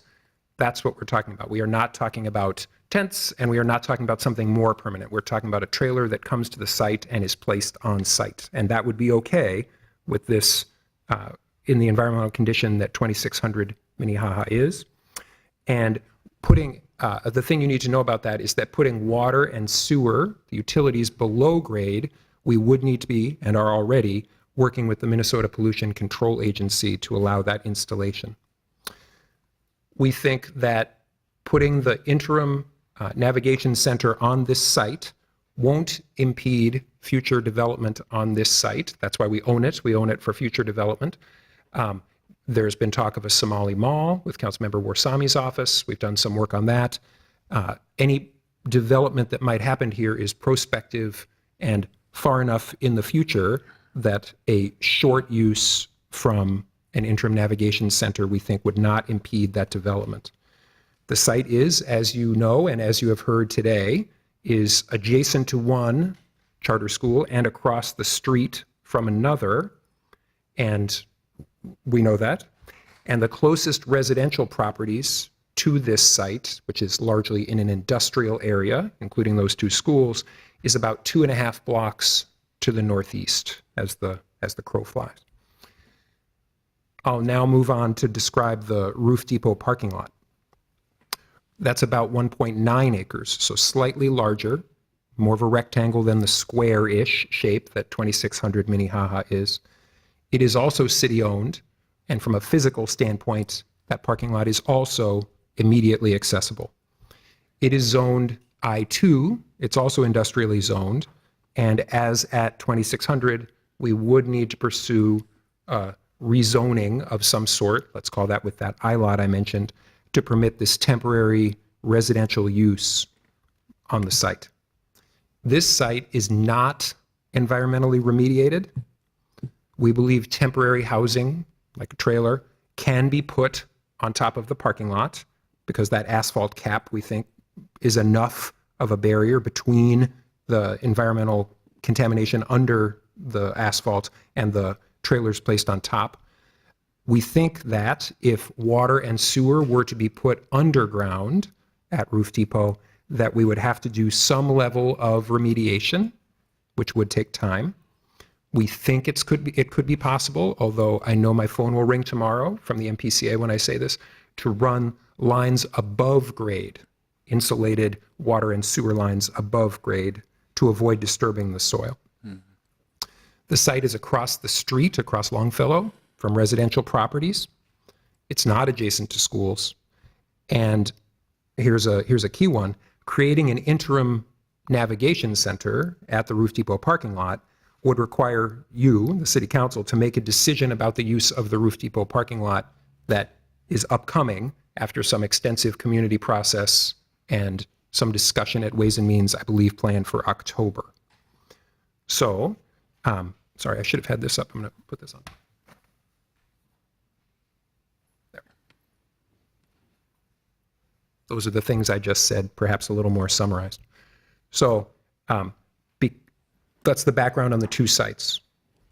Because the Roof Depot site and its use as a location for the interim navigation center would require repaying the city's water fund, which was used to acquire the property, and because of the site's proximity to residential neighbors, staff is recommending that we focus our efforts exclusively on the 2600 Minnehaha property. So there are several other key things I want to talk about, what we've been figuring out about how much this costs and how long it takes, and then what we recommend for operations going forward. So, Madam Chair, I will look to you. Should I keep going with my presentation, or do you want to pause there? Are there any questions or comments for Mr. Frank at this moment? Councilmember Cano has a Councilmember Cano, Thank you, followed by Council Members Cunningham and Bender. Yeah, thank you. Thank you, Madam Chair. I appreciate it. First of all, muchísimas gracias a todas las familias que están aquí de la escuela de Aurora Charter School. Yo sé que es un poco difícil para ustedes participar en este proceso porque algunas veces el lenguaje no se presta para que ustedes puedan dar su voz, su voto y lo que quieren para sus familias. Gracias por estar aquí. Voy a tratar de representarlos lo mejor que yo pueda. So I just mentioned that I want to thank all the Latino families who are here today who perhaps have language barriers and don't feel comfortable participating as strongly as they would like to stand up for their children, their families, and the future that they want to see for their families and their communities. So I just mentioned that I'm going to try my best to represent them and represent the Native American community that I'm also representing in Little Earth. And so thank you to all the community for coming here today. So there's sort of just some technical questions that we have before we get into the discussion about what the council will do today. This information is being presented to us for the first time as a whole body where we can dig into the details and discuss. Many of us have wanted to see some of this information before, but it's been sort of hard to ascertain some of it. So in relationship to the Roof Depot site, which is in Ward 9, in which I support openly welcoming the camp there, and I've talked to many of my colleagues about that intent, as well as clarified that there is no nefarious intentions in somehow thwarting the city's efforts to relocate its water yard activities there. In fact, I take issue with this support for the encampment at Roof Depot being depicted in that way, because I think it falls into this racial trope of like people of color being shady or sneaky, or like, we're just trying to, lie about things. I honestly have spent 4 years of my life trying to make sure that the water yard development project moves forward healthily with the community vision. And there are dozens and dozens of community members who feel like we are enough and can do enough for our community to be both a temporary short relocation for the camp, in addition to continuing to see the green jobs and green urban center that community has been fighting for many years. And I commend our city staff for working with our community on that. And every time people ask me, are the city staff doing enough on this? I always say, yes, we're doing our due diligence. And so I just wanted to let you all know that I did meet with Robin Hutchinson, who's our Public Works Director, to clarify that there is no nefarious, dark intent behind this move. It's actually me saying we're smart people, we have the political will, we have the privilege, and we have the challenge to step up to this and solve this in a way that that can meet multiple communities' needs in a way that have never been addressed before. So I do feel privileged in sitting here on the dais with many new council members who share similar dreams and visions about what our city can be and how we can be wholly and fully with everyone on board and not pitting communities against each other. So with that, I do have some questions about the other handout that was up on the projector regarding the financing, which is the question I'm digging into a little bit more. So it's my understanding from our finance director that because there has been no budgets presented, there are no sources of funding identified for any of the camps that would go up to help the Hiawatha residents. So if you could please change this to the other handout so that everyone can see what I'm talking about. Madam Chair, Councilmember Kano, we will. Casey took it so we could make some copies. As soon as it comes back, we'll put it back on. So it was in relationship to this notion that I think it's a false assumption that the camp, if it moves to Roof Depot, would be there forever. So that triggers this monetary sequence of events where the city has to pay itself back for purchasing the land of Roof Depot. So I just want to clearly understand what that's about. I really need to understand what is under city council purview, what are some of the amendments we could make to that funding policy, and how can we accommodate these various asks and needs in relationship to that financial question, which has been illustrated to the Roof Depot site, but has not been illustrated for any of the other sites. Absolutely. Madam Chair, Councilmember Kano, I will look to our Finance Director, Mark Ruff, to answer the bulk of the question. I'm happy to answer about the 2,600 sites separately, but I think that the first part and the bulk of your question, if I'm understanding it right, goes to repaying the water fund, and Mark is the expert there. Yes.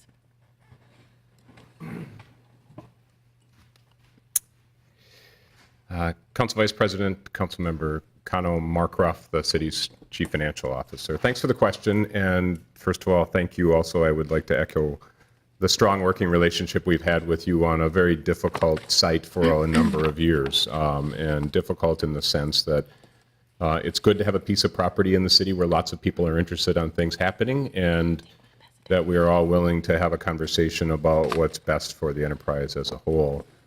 I know that it's difficult when we deal with city money, people's eyes start to roll in the back of their head because it seems like the rules change about how we use money depending on the situation. And part of our job as professional staff is to bring you our best opinions about what the restrictions are, what the risks are, and ultimately you as policymakers take those recommendations and make a decision. And so I'll do the best to explain what I understand to be for the situation of Roof Depot, that the City Council in 2015 authorized the city staff to negotiate for the purchase of that property.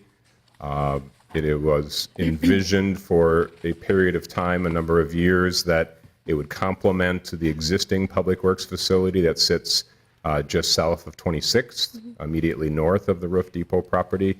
And so there would be better efficiencies, better service delivery for Public Works services, and in particular, it is a site that involves the relocation of what's called the water yards, which exists in northeast Minneapolis, which is a site which has been used for literally 100 years for the city to provide water repair primarily. It's not a distribution facility, it's the repairs that are located from there when we have a water main break. We also have other water uses that are currently envisioned in that site on the Roof Depot. So there was water fund money, which is an enterprise fund. It's not just money that we use for police and fire and for general resources. It is what's called an enterprise fund. And so it has certain restrictions. Those restrictions are by policy. They're also by state law, and they're also by the fact that we have contracts with other cities that we supply water to, including, a variety, which is a good thing, right? To have more centralized, efficient services. Obviously, other cities think highly of our water, that they are willing to pay, in some cases, a little bit more for the quality of the water that Minneapolis provides. And so because that's a restricted fund, if we're going to use the property, and I think one of your questions is how temporary can a temporary use be before we have to have to pay that back? And the answer is, I don't know. I mean, this is not something that we run across on a regular day-to-day process. I would say my recommendation to the council would be to use other development fund money to repay the water fund during the time that this property is not being used for public works uses. And that's $6.8 million that we paid in 2016 for this property. We also have some architectural costs that have been incurred since then.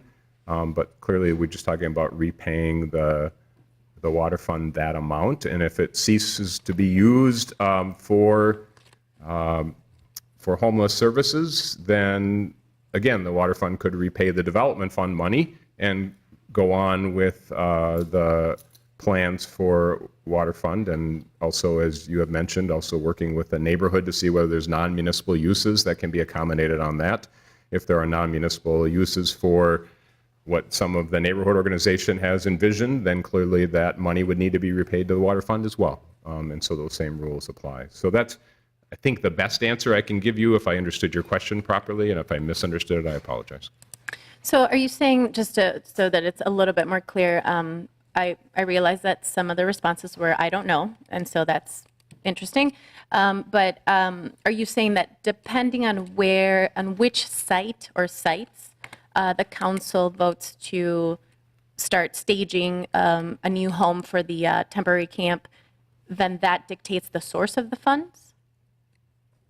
I think the short answer is yes. And even what costs that we would spend above and beyond just the land, but, for example, utility hookups that Mr. Frank mentioned, the structure or the trailers themselves may involve several resources. So once we have details of what those plans would be, we could bring some of those resources as well. But the short answer is yes. All right. So just for my council colleagues, I just want to say that I feel like we need more time to look into the specifics of what kind of financial set of complications would either be true or not true if we choose the Roof Depot site. And so I just want to say that I do feel like I wish we had more information before us today and a little bit more of a deeper analysis of that. And so I've been vigorously sending emails right now just to trying to get as much clarity as possible. But for that, I hope we don't take Roof Depot off the table. I definitely think we need to take the school site off the table, and I hope we can take that vote today or make that very clear and either go back to the drawing board. We have a council meeting tomorrow where we can take a decision. We also have a housing policy that meets next week on the 26th, which is my birthday, by the way. And we could also decide to dig deeper into there and have more consensus around what we think is possible. So I just want to say that we definitely need more information in order to figure out if Roof Depot is the place where we want to go. And I think it's still a very viable solution, and I think it's something we should explore. But I think that, you know, we have the moral responsibility to listen to our Latino families and certainly our indigenous relatives who have come here today to say they want the Roof Depot site. So narrowing this down based on the feedback we're getting, I think is really important. And lastly, I do appreciate all the work the city staff have been putting into this. I know that the city could say, this is not our problem. There's another jurisdiction that could be leading the way, that could be taking ownership of this issue in a different way. And we don't have to be doing this, what we're doing right now, but I realize that many staff members in our enterprise have taken leadership, have owned the issue, do feel connected to bringing solutions forward. And I want to acknowledge our mayor.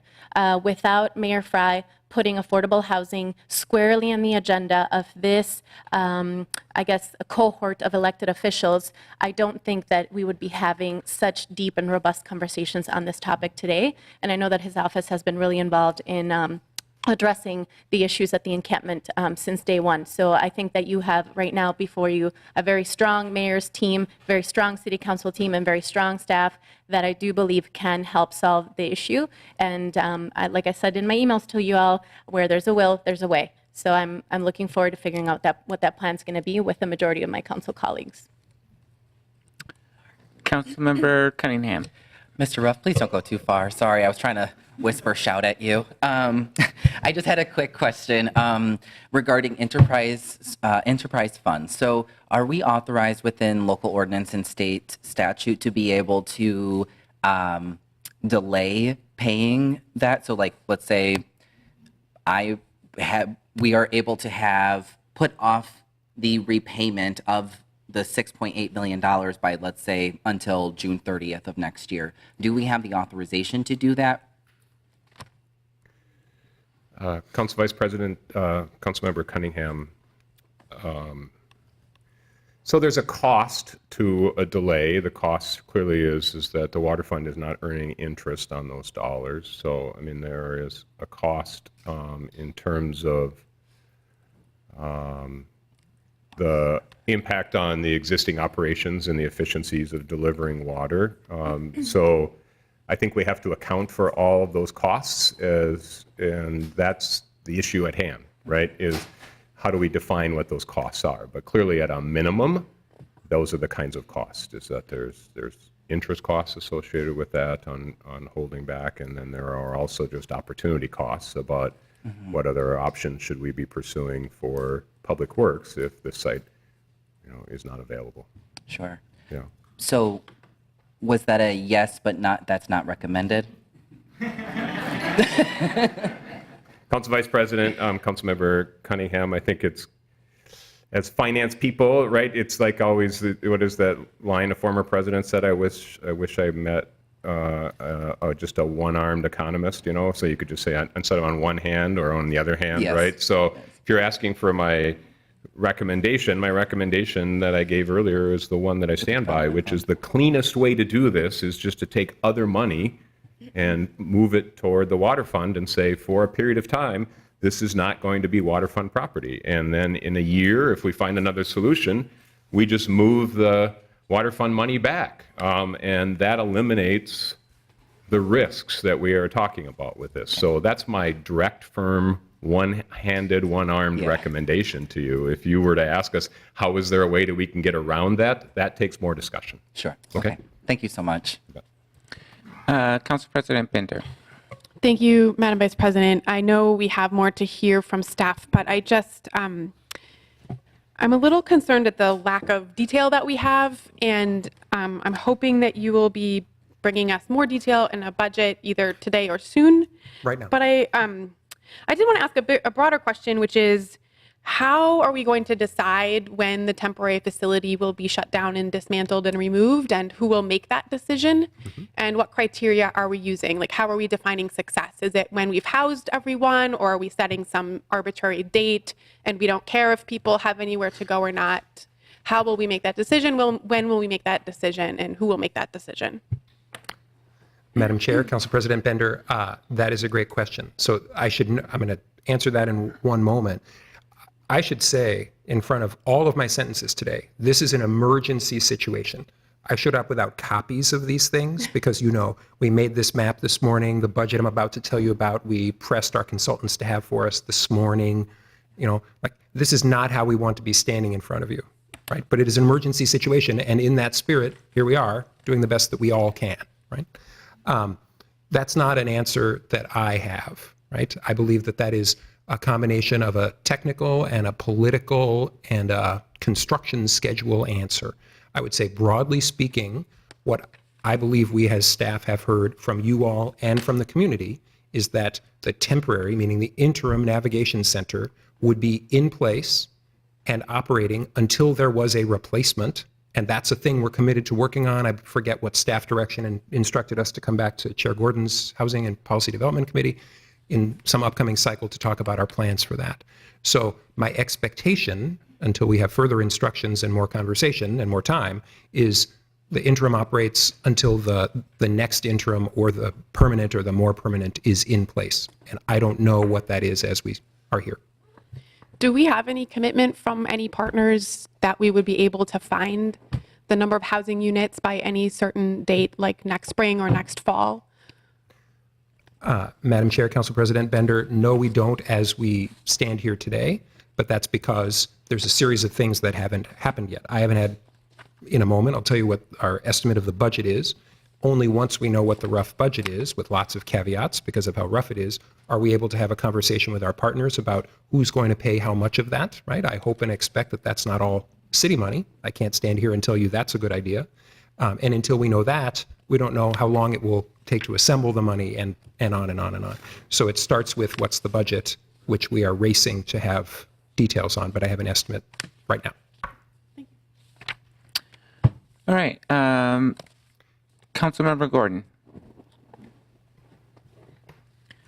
Well, I guess some of my questions were already asked. I think there's certain assumptions about how long it would be open.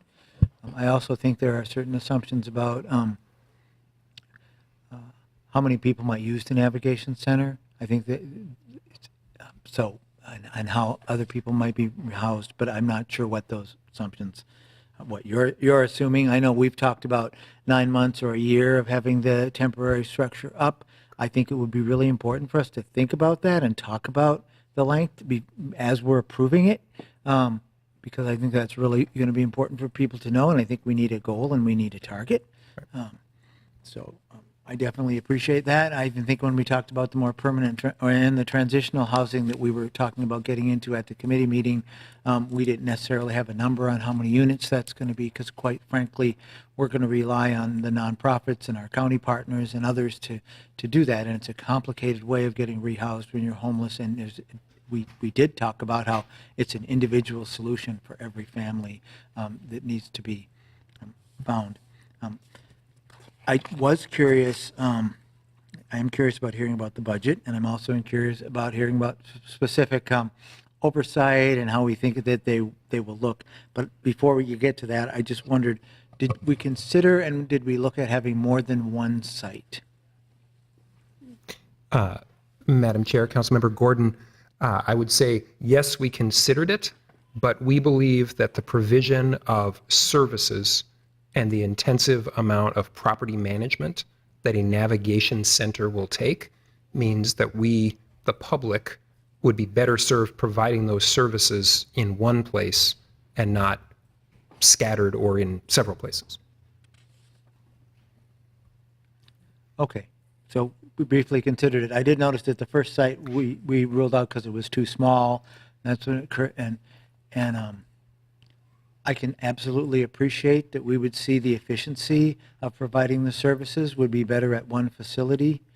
But in some ways, I think the humanity of it, or having a smaller option, or even looking at where it is the need and is there a particular need, if there's families with children or something like that, there may be some benefits to having some options and some alternatives out there too. That's why I think we were really clear in the staff direction that we made sure that we asked about navigation center or centers, the same with the housing options, making sure that it's open. So I appreciate that evaluation, and I just thought I'd give you that feedback.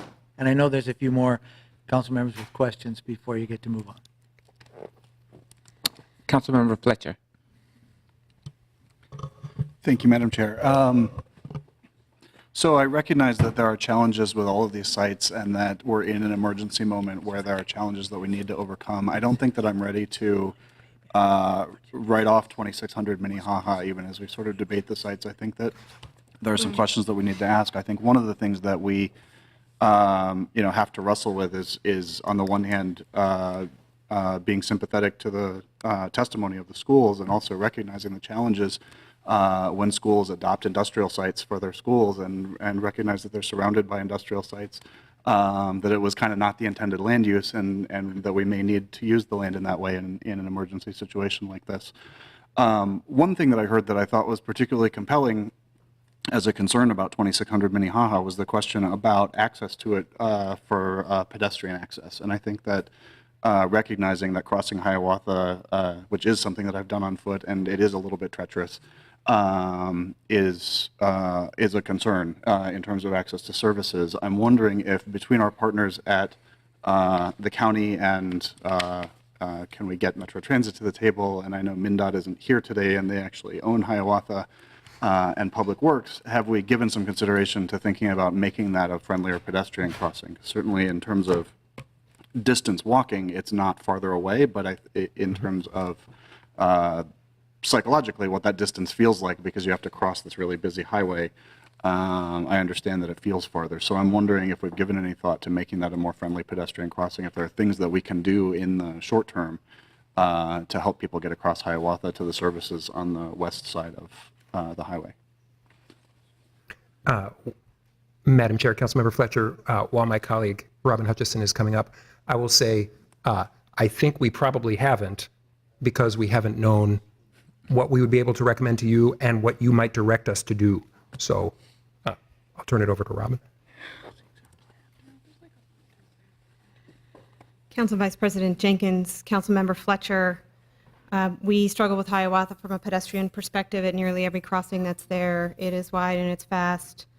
What I can say is that we are working closely with MnDOT on a number of fronts, both related to this issue at hand, this emergency situation, as well as more generally in our transportation plans. And I think as any of the sites are considered to move forward, we're going to have them very close to us, and we're willing to do the work necessary to make that as friendly as possible, or really any site as friendly as possible for people on foot.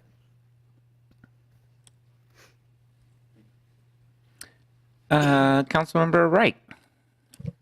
Thank you, Madam Vice President. And I think I'll echo what Councilmember Fletcher just mentioned in terms of industrial land uses and how they commingle, and we approve these things. If we do it willy-nilly or spot zone, that we can create complications in the code. And I'm particularly acute to that since 50% of industrial properties in my ward. So, so I'll just echo that, and I'm glad that was commented on.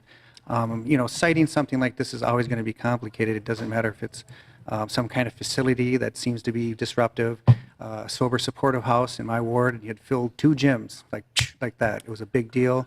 How you do something that people actually say they do in principle, but then they just don't want it in terms of proximity. It's a pretty standard dynamic, and I'm not surprised these issues and concerns have been raised, and of course they do need to be addressed, be it, as Councilmember Fletcher noted, in terms of how you move around, all the way to other sort of uses and concerns that can be raised by them. But I will say, this is not abstract in terms of the complications that are at the Rift Depot site.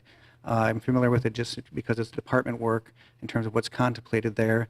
The project staging, the funding, all these things are real things. The timeline If you want to have the actual project move forward on a timeline that's been developed for 3 years and to put a pause button on it that's open-ended, that could be detrimental to the project. That's a real thing. The monies do have to go back. There's no unclarity about that. Those dollars are appropriated under state law with specific public purposes. It will get paid back. And so what we have are 2 sites that are polluted. One might be a little more polluted than the other. They are approximately located, but one will come with a bigger sticker price. That's the end result of that. The complications can be boiled down to, we can solve them by money. But could the money be going through trying to smooth over the complications of one side or the other? Or could those dollars be used for the very things that we said we were going to use to remediate the issues that are in the human level, not on the pollution level? A better place of shelter, better resources. One gentleman said, I wish I had a van. I'm going to buy my own van. Well, why don't we buy the van?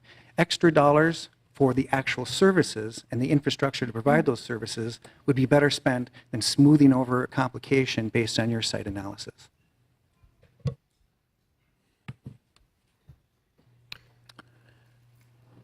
Was that just a statement, Councilmember? I guess I encourage them to spend the money wisely. All right. Taken.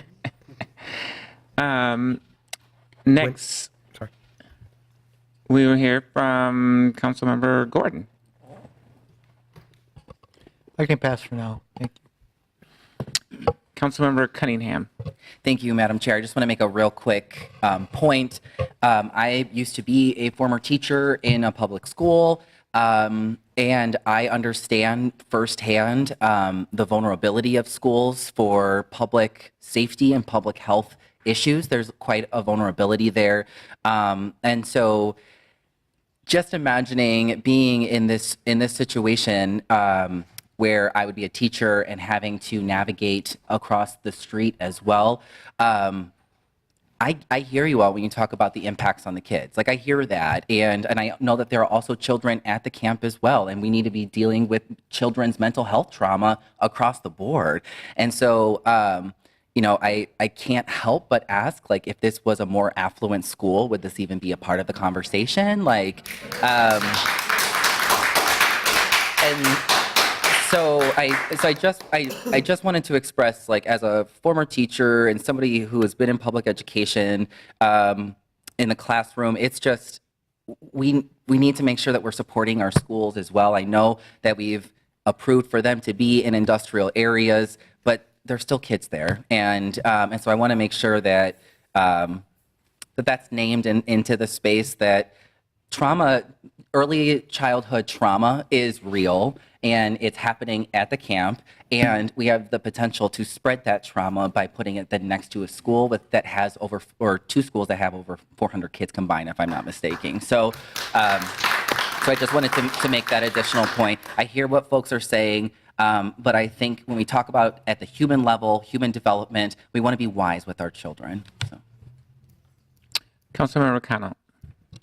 Thank you, Madam Chair. So I just want to highlight that I agree with Council President Bender that there doesn't seem to be a lot of the details that I guess some of us would hope would be here, partly because we're trying to make a decision quickly and really address the oncoming winter and potential cold.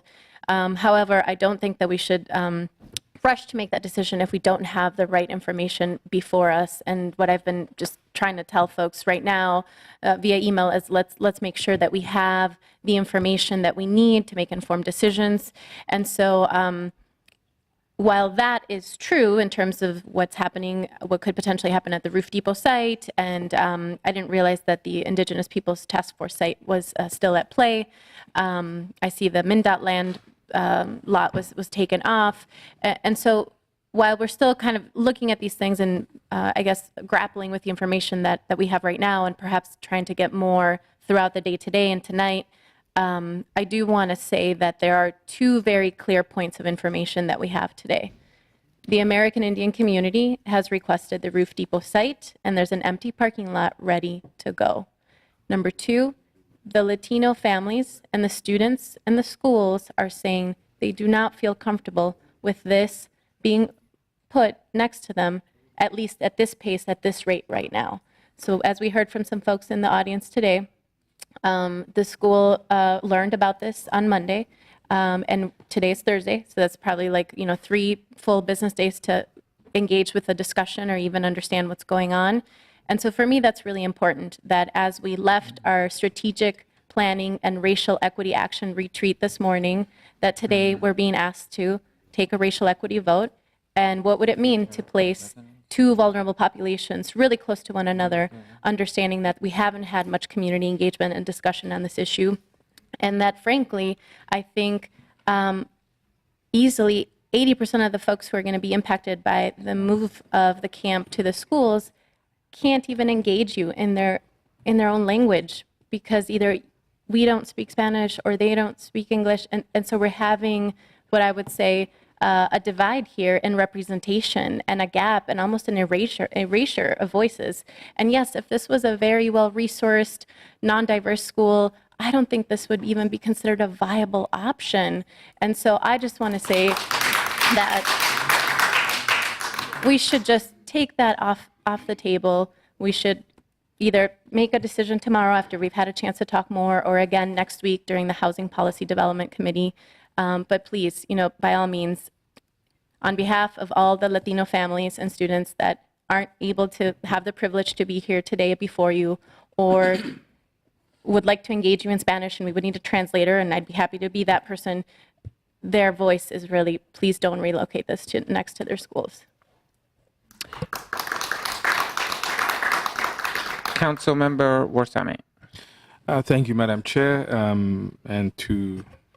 First of all, I'd like to thank the community members who came here and testified, especially the schools, the Aurora and Lincoln charter schools, some of their staff and leadership came and testified, and I thought it was very compelling. I'd also like to thank the community members from the Wall of Forgotten Natives Camp who came here also and testified and spoke up. Thank you for that. And what I wanted to talk about was basically the human element that needs to be reinforced. Winter's coming. It's going to be very difficult. And I'm very happy that Ward 6 has housed the camp for this long. And I'm also very touched by the support that the communities around the city of Minneapolis and the state has given to the camp. However, we do need to make a decision. I'm very much troubled by the 2600 site, and the reason is because of the children, and because we've had neighbors around the camp who are residents of our ward complaining to us on a regular basis about some of the issues that they've seen as a hardship to them, and I'm worried that we would have the same impact, if not more, with the children and the schools. So that's one of my main concerns, is the 2600 site. It is a viable site, and I want to hear from the staff, how could, is there some plans to mitigate against some of the concerns that we've heard from the schools? What can we do? Is it possible to have a school, run 5 days a week full of children next to a camp where there's going to be vulnerable members of our community housed? I think that's a concern that we have, and I would like that to be addressed. I think we should continue to search for sites, and I just want to hear the answers for the 2600 concerns that we have. Thank you. Madam. Mr. Frank. Thank you. Madam Chair, Councilmember Warsame. After the council has asked their questions and made their points, I do have some layouts to show you along with budget estimates, and happy to talk about what the budgets that we have gathered plan for in terms of what is the condition, right? So what do these look like? What's the enclosure? How is site access controlled? So I'll have a little bit more to say about that during that part of the report. So I put myself in the queue just to make a couple of comments, and I do want you to finish up your report so that we can have at least more information than we currently have now. But, I certainly understand, this has been a response to an emergency situation. And so we don't have all of the information. You know, I understand the frustration of the schools saying that, you know, they didn't know, but we all just learned about this site as a potential site. So I'm curious, has there been engagement or is there concern for the residents near the Home Depot site? And what is that? I'm sorry, Roof Depot site. And what is that response like, if anybody has any information about that? Madam Chair, so you're right that the engagement is with the community, with the nearby residents, with the nearby businesses, including the schools, has not been much of anything, right? If we've had a couple of phone calls, that's about all it's been. And that isn't how anybody has any plan to do this city's business. That isn't, those are not our values. Those are not how we do things. I know you know that. I feel like I need to say it at the risk of sounding defensive. No. It's also true that we feel most strongly from you and your colleagues, we need to get this done, right?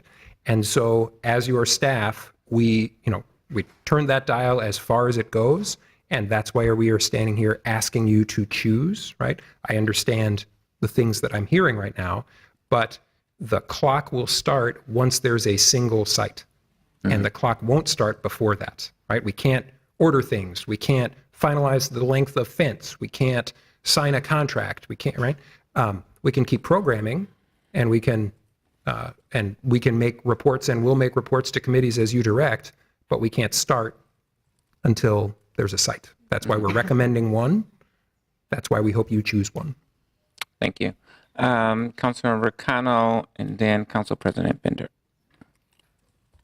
Thank you, Madam Chair. So I just wanted to share that the discussions in the community that I've led, that I've shared with others that have been in different spaces where I've been present around Roof Depot and welcoming the camp there on a temporary basis started on September 12th when we got a copy of the letter from the Metropolitan Urban Indian Directors Group requesting the site. So many of those residents that you saw here today advocating for that site are East Phillips residents.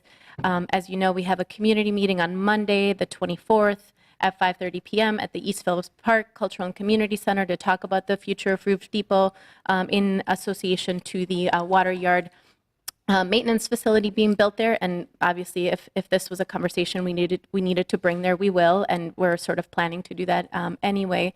So there's been a lot of engagement both on social media. The Star Tribune has covered this as one of the sites, and it's been a push from the community to have this there. So I do feel like there's been a lot more discussion about the Roof Depot site and the potential camp home there than there has been at the 2600 site, which I learned about on Monday as well. I'm sorry, before you speak, Council President Bender, I do just want to acknowledge that the public hearing is closed, and we're really trying to have discussion in order to get to some level of understanding for the members of this body to be able to make some decisions. And so I'm not sure if the people standing in line are standing in line to speak, but the public hearing has been closed at this particular And I point in understand time. that, but see, what they're not talking about, this has been talked about for a long time. The governor or the mayor Sir, promised us we're not having. till May, they said at the end of the month, there would be a site. We would house 120 people. That came out of his mouth. It ain't coming out of my mouth.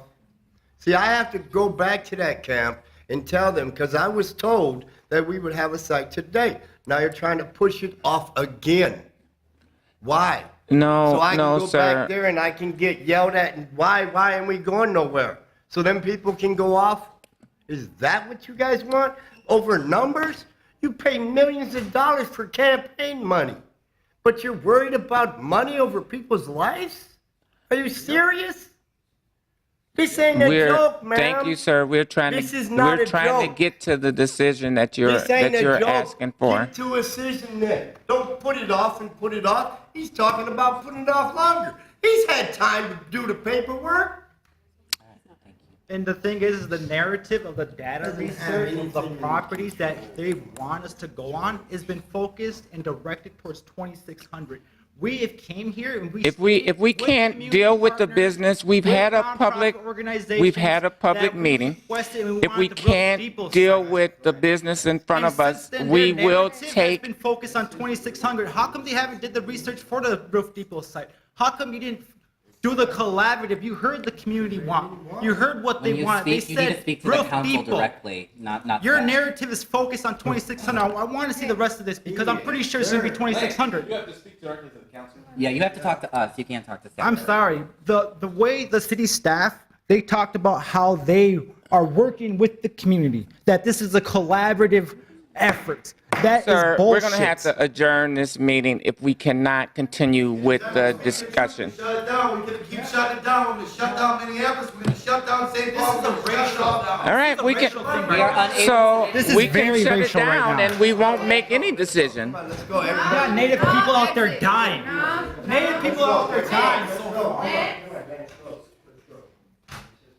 it's okay to put a bunch of Latinos, but to buy a bunch of white people's schools, that'll be an uproar. But put them by Latinos though, because that's another people of color, huh? It's true.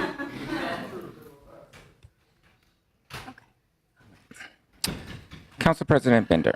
Thank you, Madam Chair. I hope this will help segue into what the staff was about to show us next. But I just want to be clear, we do not have any money committed from any organization, including the city of Minneapolis, to build this anywhere.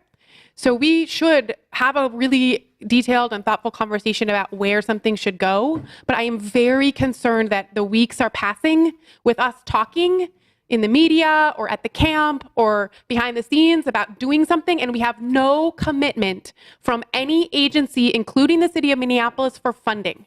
And I would really like to hear from our staff how much money we're talking about, where that's coming from, what we're not going to do instead, what money we have for this or don't, what we can expect from the county or the state or private entities, because I don't want to continue to give the impression to the community that we are serious about this without making a serious commitment of actual dollars to building something. So I don't want to derail any conversation about where this should go because that is clearly important, but I just want to remind us and ground us in we need to make decisions about committing dollars to this for this to become real. Mr. Frank. Madam Chair. I have two more things to talk about. They'll probably take some discussion with you, but maybe not as much. And just as a reminder, those are, what have we been doing about site development? What will it look like? To Councilmember Warsami's question. How much will it cost? To, I'm sure, everybody's question. And how long will it take to set it up from when you tell us that we can start? Okay. And then I want to pivot to the operations, because to date, this has been city as lead, and for the operations and the funding, we're a participant, we're not the lead. So I want to cover both of those things. So first I'm going to show you a couple of, first I'm going to show you a couple of site layouts. I will start with the Roof Depot parking lot.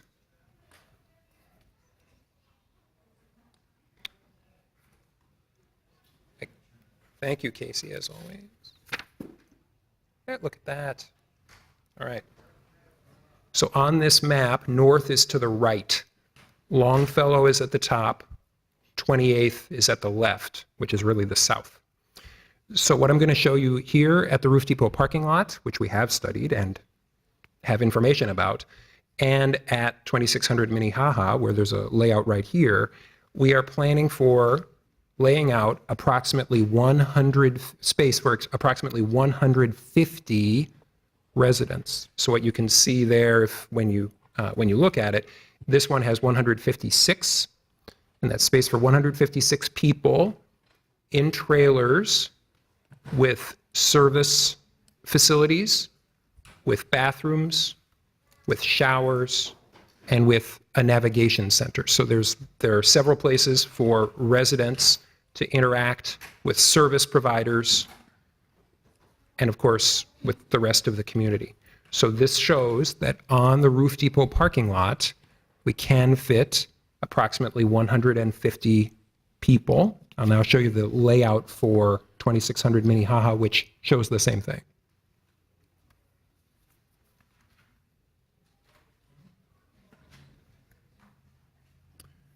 The streets here are oriented the right way. 26th, which is north at the top, and Minnehaha diagonally and on the right-hand side. Same count, 156, space for 156 residents. Same facilities laid out differently because it's more square than rectangular. And it's worth noting we've tried to identify where site access will be. You can see that note is on the right-hand side, just above the word Minnehaha. That was, and it was on the Roof Depot layout as well, from 28th at the south. So we have been working, you probably saw on both of these, with PPL, for Project for Pride in Living, with Cunningham Group Architects, and with AICDC to determine layout options, these ones that you're seeing here, for trailers, so beginning to address some questions that we've heard, including from Councilmember Warsame, for trailers to be placed on site, the logistics and the physical development of the site necessary. So for instance, around the outside, it exists, would be a fence with a gate where anybody could leave anytime, but where we would check who was coming in when people arrived at the site to make sure that that we have room for everyone and can provide services for everyone who's housed on site in this interim condition. There'd be a fence around the 2600 Minnehaha site. There is a fence today at the Roof Depot site. So those things are factored into our budget. So what these would look like would be trailers placed on the site, fencing around the outside, and a configuration and an exact specification to be determined. Those are included in the budget, I'll mention in a moment. And we have programmed and developed budgets for the physical construction of this layout at 2600, and I'll put the Roof Depot layout back up.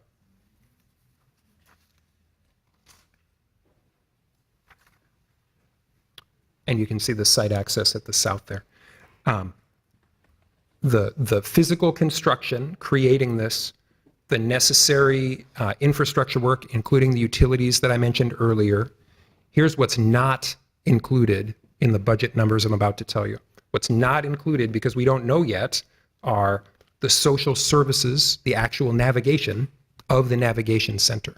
So the number I'm about to tell you is to construct this and have it operate from a property management standpoint for a year, but not the social services. We do not know that number yet. So that needs to be a very large asterisk.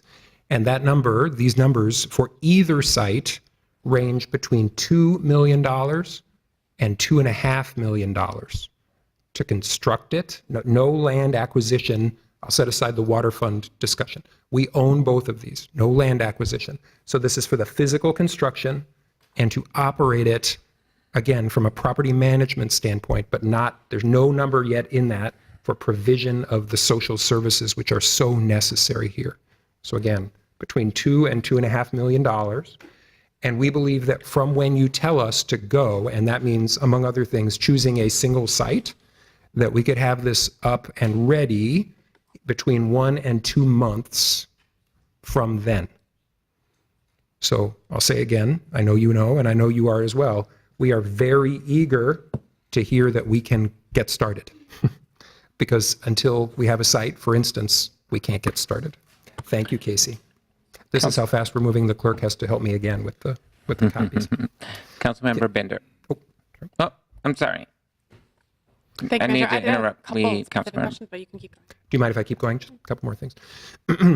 So again, what do our costs include? Let me just be a little more specific for anyone who's watching at home, for our news media colleagues, right? So this is for something between 1.5 acres and 2 acres, secured with both fencing and a single access point, open and accessible 24/7, lighted. We would, of course, want to know who the people were who'd be living there. We're imagining that there's some checkpoint so that the rest of the world's not coming and going. It's only the people who should be there. All of these structures, the residential structures, are trailers. They would be we would sort through exactly what population they'd serve. There'd be property management providing bedding, linens, pillows, there'd be bathrooms in the bathroom trailers, sinks, toilets, showers. There'd be a social service trailer, a healthcare trailer. As we know, you're very interested in our colleagues in Public Works are investigating lockers, okay? We have spent a large amount of time in the past days on availability of trailers, right? With the awful things happening elsewhere in this country, hurricanes, trailers, and specifically bathroom and shower facilities, which are in trailer form, are hard to come by, but we are confident that we can deliver them on the timeline that I mentioned and within the budget that I mentioned. We still need to investigate the provision of food service. So that's another big asterisk I should put here. We have to determine more specifics about all these things, but I wanted to give you a flavor for what is in these numbers so that you know we're not just throwing something out there. This is based on very intensive work around the clock by PPL and by city staff. So we need to investigate the security needs and have a security strategy. We have to have policies on all kinds of things. I'll duck on those. Thank you for your indulgence, Council President Bender. Council President Bender. Thank you, Madam Chair.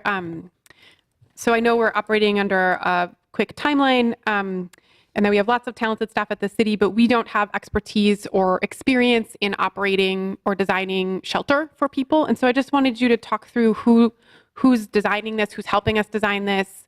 I didn't catch the size of the trailer, if you mentioned that, and how much space each person is getting, and then is there common area or not? Madam Chair, Council President Bender, I'll check on the plan when Casey brings back the copies. I believe they're the standard size trailer, and somebody mentioned it to me a few days ago. I don't remember. Okay. We have been working with colleagues and social service organizations in the community, and specifically in the Native American community. What we have not done yet, because among other things, we don't have a site, not to keep beating on that drum, is made the formal arrangements. So we're very hopeful about who we'll have working on this, but we need to identify scopes, who's doing the, what I'll call straight property management, who's providing the social services, how much will that cost and where is that money coming from, to your earlier question. So all of those are fantastic questions that are on lists at the office, but we don't know. And maybe not to belabor this point, but I know that city, county, state, and community leaders have been working really closely together, but do we have any commitment from any organization that has experience or expertise in operating shelter to operate this facility? Madam Chair, Council President Bender, I see Nuria at the back. Heads up, I may ask you. And my understanding is that she has had some of those discussions. I'm not sure that we're ready to say that there's a commitment, but maybe we are.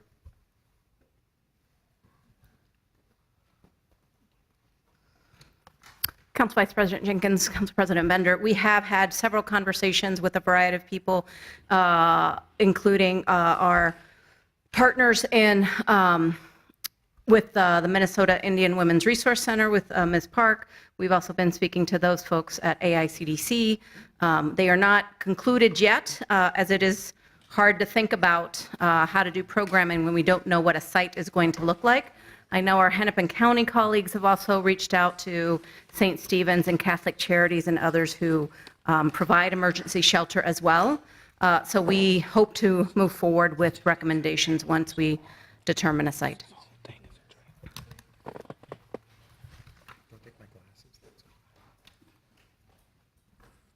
And then is the county doing something similar to what we're doing now, like having hearings about this or having committee meetings where they're talking about timelines and discussing when they might make an official or formal commitment?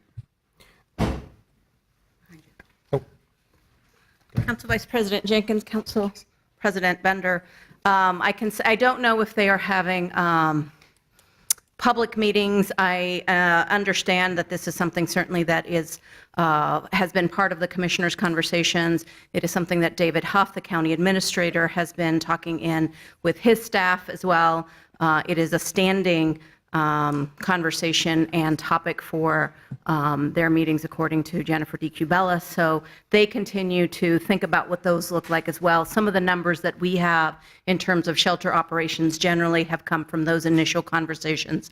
So we know, for example, a ballpark of what it takes to operate a 50-bed emergency shelter, both on a month and an annual basis. But they continue to think about what that looks like.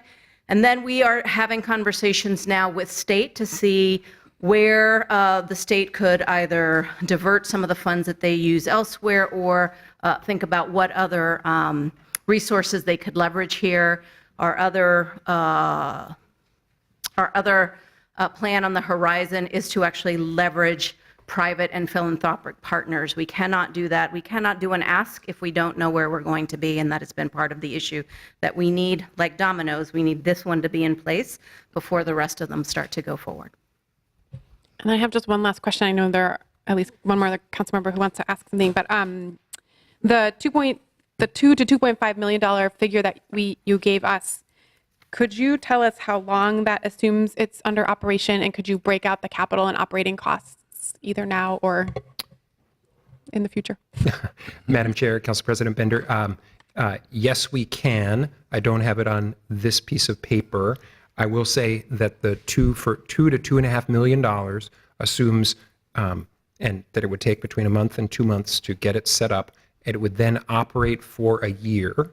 So it includes 1 year of operating cost. Again, I'll say it every time, without the social services, the navigation part of the navigation center. So $2 to $2.5 million gets you the center. We still need a number that we're working on for the navigation part, 1 year. Does that include security and Madam Chair, yes. all the things that you named? Yes. Auxiliary, lighting? Yes. Okay. Yes. Thank you. Councilmember Gordon. Thank you very much. I did have some questions about the cost. You're talking about property management, and it even seemed like you were talking about clean bedding and stuff. But what about security? You talked about checkpoints, but does that money cover costs for security? Madam Chair, Councilmember Gordon, yes. The $2 to $2.5 million includes 1 year's worth of operating what I will call a more standard property management arrangement. And yes, it includes security, the specifics to be determined. Yes, we have included some assumptions about security. Yes, it includes lighting. Yes, it includes what we're imagining, subject to conversations once we have a site with our social service team, provider team, navigation team, about how does the checkpoint work. But yes, we've included assumptions about the physical construction and the operation in that number. Yes. And you also said lighting, so I'm assuming that there'll be electricity to each one of the trailers? Madam Chair, Councilmember Gordon, the assumption includes infrastructure costs, including water and sewer onto the site, and electricity to the site. I am not positive as I stand here whether it's electricity to each of the trailers. I think so, but I can't promise as I stand here. Well, I think we absolutely need electricity to the trailers. People need to be able to plug in the things that they have. Yep. And hopefully that it does. Are we renting or are we buying the trailers? Madam Chair, Councilmember Gordon, these numbers assume renting the trailers. We are doing an analysis to see how much do those cost and how long do we think we might actually need them, and are we close to break even to buy them. We have spoken to our colleagues in emergency management here at the city, and we'll continue to try to figure that out. If we thought it was going to be longer that we needed the trailers, it could conceivably make sense to buy them. But at the moment, these numbers assume renting them. It could also be that we don't have 150 people. This trailer is extra. Also, seeing these three trailers also makes me see how one could be located at a particular site and two at another. So not to go back to that question, except that I just did. Now I'm curious in terms of the site plan. I noticed that the 2600 proposal is all the way on the front of Minnehaha, but we don't actually see it on the block. I'm wondering, have we looked and measured how far away it is actually from the school parking lot? Because I believe the school parking lot then starts with parking, then the building. Yeah. So, Madam Chair, Councilmember Gordon, the parking lot for the school is immediately left of the property line on the left-hand side of that image. So You can't see enough detail on the aerial, but if this were an aerial, there'd be cars parked immediately off that site plan. Okay, so then I think I'll make a tiny speech. Tiny speech? Just so, 'cause it might be helpful. I think 1 to 2 months sounded extremely long, especially 2 months when I heard that. I think that a delay is something that we don't want to have happening at the encampment right now. I think it's already incredibly cold and rainy today, so I feel a need that we get going on this. 1 month, of course, sounded much better than 2 months, but I think that there is a critical need down there, and there will be, even when cold weather comes, for some people who will end up having to camp outside anyway. Won't. It'll be so hard for them to find an alternative without some help with some navigation. So I'm motivated to try to figure out how can we make the sites work. I see the site at 2600. That happens to be in the ward that I represent, the 2nd Ward. There are concerns about it, and there are big concerns. My commitment is to the community and to others is that we are going to sit down and if this is the site that the council decides we have to do, and because there is such an urgent need, I'm going to roll up my sleeves and my office staff and everybody, and we're going to come in there and we're going to make sure that everybody is just as safe and protected, probably more so, quite honestly, because if the encampment goes away and there's more services that are meeting the needs of those people, a lot of the rippling repercussions throughout a lot of our communities from this encampment and the dangers and the fears and the livability problems, we can manage and deal with them. So quite honestly, closing the encampment is going to be a key to addressing a lot of problems and dangers we have right now. But then it's going to be really important for me that there's staff and others that are helping, and we're going in there and we're talking to people and figuring out how do we mitigate and manage those. So that's if it's 2600. I'm also open to the Roof Depot site. And I want to understand, it seems like a lot of those concerns are coming from us. I don't want to delay the waterworks. They want to break ground, I think, in the spring on that project. And I want to make sure that that our Public Works Director is comfortable and gets the reassurances, and there's certain fears around all of that. And so if that seems to be the site and where we're going to land, probably, oh, what a relief as a council member that I'm not having to manage this community issue. But I'm going to roll up my sleeves and make sure that that would work. So I mean, I want people to try to stretch yourselves, both sides.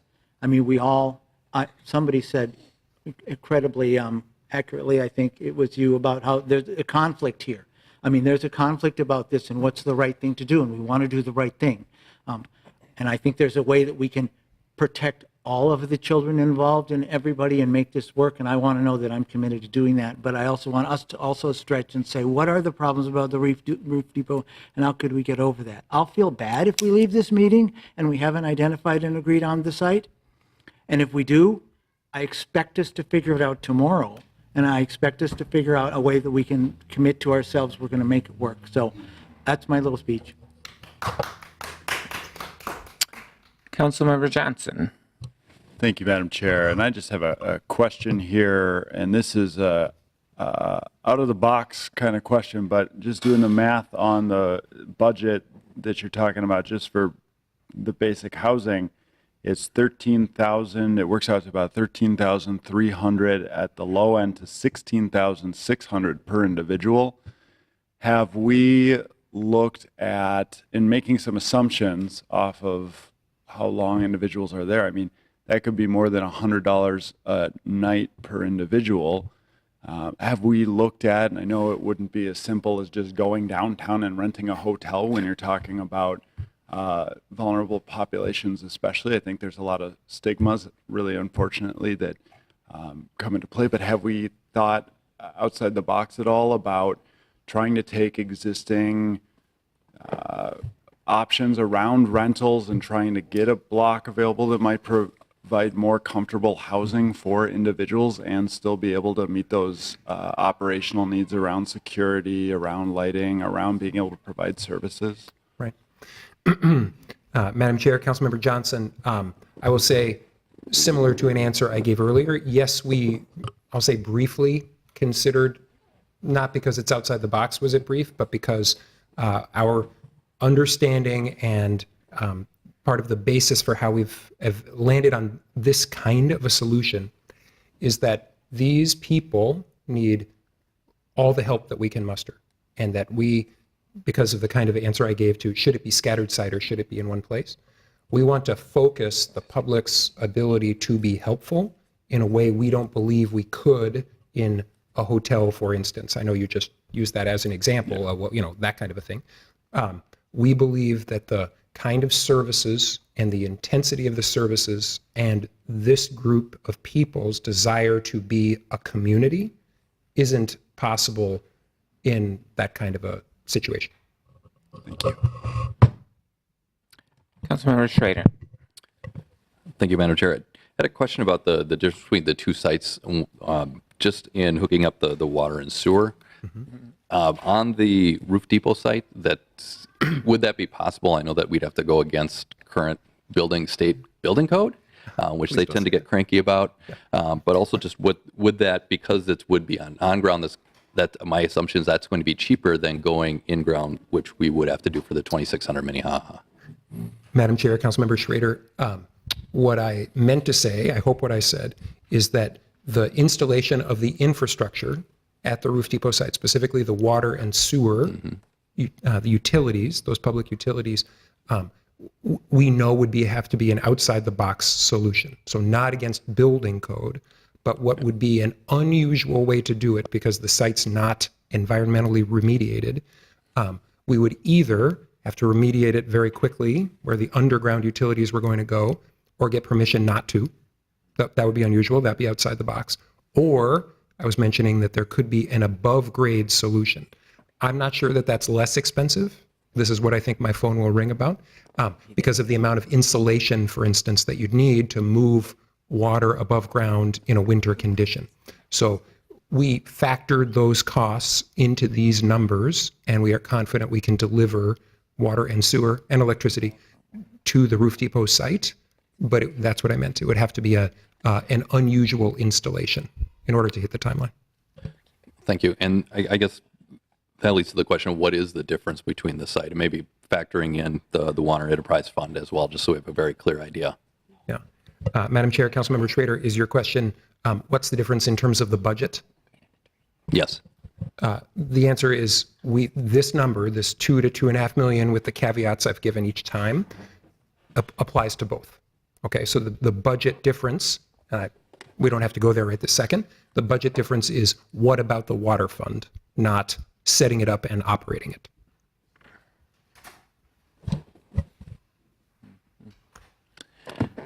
All right, Councilmember Cano. Thank you, Madam Chair. I guess I'm trying to figure out if folks are ready to consider taking some action. I really appreciate Councilmember Gordon's statement about, we do need to make a decision, and there's a few of us that have talked about a staff direction. We've been kind of working on it here and there and discussing it and back and forth. And so I would like to know if, folks would consider the Roof Depot site, and I would like to bring that forward. I'm asking my staff to make copies of that right now, and I would just like to ask the clerk if it's okay if I can just circulate that right now via email and still read it off to folks. So let me just pull it up, and would love to hear discussion on it and consider any questions and things like that. So let me just pull it up quick. I had just sent it to Aisha to see if she could bring me some copies. Mr. Frank? Madam Chair, Councilmember Cano, if it's okay, while you're doing that, could I just make the one last point that completes everything I was hoping to say today? Yes. Thank you. So the third piece, right? So we've talked about staff's recommendation and our analysis of the sites. We've talked about developing the site, how long that might take and what that might cost. The other thing I'd like to talk about for just one moment is the navigation center and operating this interim facility, right? The city has led on each of these first two things, right? Figuring out the site, and you are all tremendous leaders for taking that on, and I think are going to charge us soon, I hope, on developing the site. But as we pivot towards operations, towards the social services, towards the operations of this facility, we have to be a participant and not the lead. So I hope that whatever you will direct us to do will include recognition, to the council president's point several times, that there are nonprofits, there are shelter providers, there's Hennepin County, there's the state who are in the business of doing operations of a thing like a navigation center, and we are not. And that we should be a support, but not the lead. Thank you. Thank you. Councilmember Connell, have you found your documentation, or are you ready to bring this forward in the form of a motion? or- Yep. I would like to bring forward a motion, and it's a staff direction, and I'll read it out to folks, and hopefully you can have it before you as well via email. So the staff direction is to continue to work with a coalition formed in partnership with representatives from the Minnesota Interagency Council on Homelessness, Hennepin County, and community partners, including the Minneapolis Urban Indian Directors Group, on the city-owned lot located at 1860 28th Street and 2717th Longfellow Avenue as the site for a navigation center to serve persons transitioning out of the current encampment. This work should include, but not be limited to, the following: a project management services that will make the site ready for occupancy before October 31st, 2018, working with the finance officer to prepare a finance plan for both capital and operating costs with a clear delineation of costs to be borne by the city and costs to be borne by other partners. Work with Hennepin County nonprofit service organizations and outreach workers to design and implement the operations and services needs of the Navigation Center. This includes developing and implementing admission and use policy, case management systems, service plan development and delivery, security, and center staffing. The county, nonprofit service providers, and outreach workers will lead the planning and implementation efforts of this work with support from the city. Determination of a property manager, determination of navigation service providers and outreach workers, plans to mitigate offsite impacts of the navigation center on nearby properties, an implementation plan with a sunset date. Item number 2 in the same staff direction would be to return to the Housing Policy and Development Committee by September 26, 2018, with a plan for the Navigation Center that includes all of the above information for consideration and potential adoption by the council. Item number 3 is to participate in an ongoing joint task force with the coalition above and other organizations that serve unsheltered populations to define long-term strategies, including regular reports to the City Council on ongoing resources for unsheltered populations, recommendations for interagency coordination related to future encampments, supports needed to address social service needs and outreach worker support in unsheltered populations of future encampments. I think it was supposed to say of future encampments, and related budget needs from the city, county, state, and private sources. So the intent, and I'll go ahead and speak on this if you will agree to take this motion to be brought forward. So I would like to explain it a little bit more in terms of how this came about. So many of us do feel the interest in addressing what's going on. We want to take action. This has been a very collaborative process.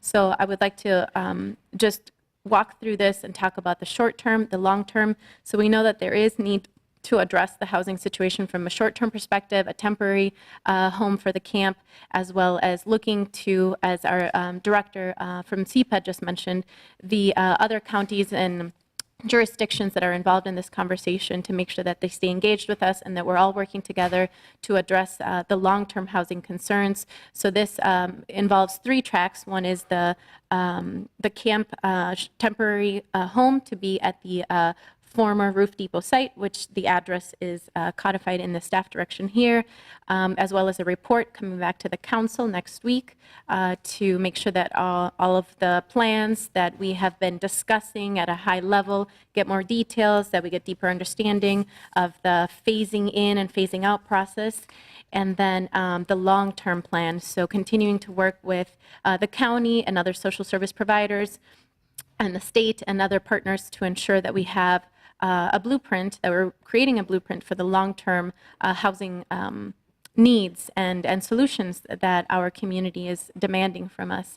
So happy to take questions, look at amendments, have a discussion about this. Council President Bender, and just for clarification, are we speaking to the motion now? I would like this to be considered as a motion currently.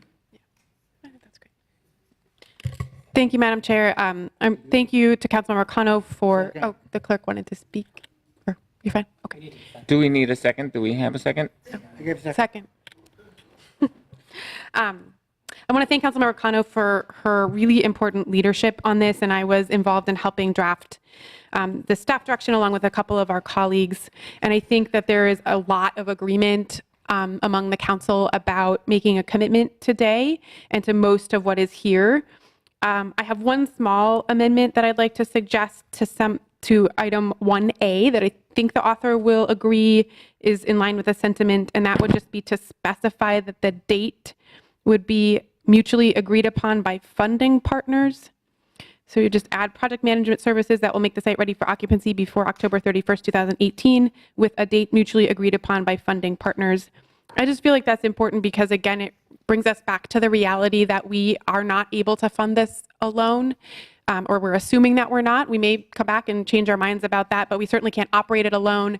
And I just want to make sure that, number one, we're engaging the community on any dates that are announced so that we're not causing stress and confusion, and that we are, making sure that everyone at the table is in agreement to the timeline for any transitions. So that's the purpose of that amendment. I also want to separately move that we consider a different site, but I think I want to take up the overall motion, like the small amendment first, and I know other council members do want to speak to this. I do want to say that for myself, I am going to move that we support the staff recommendation of the 2600 site for the following reasons. Number one, I feel very strongly that we need a new water yard facility for our staff that maintain and make sure that we have clean water coming to our homes and businesses.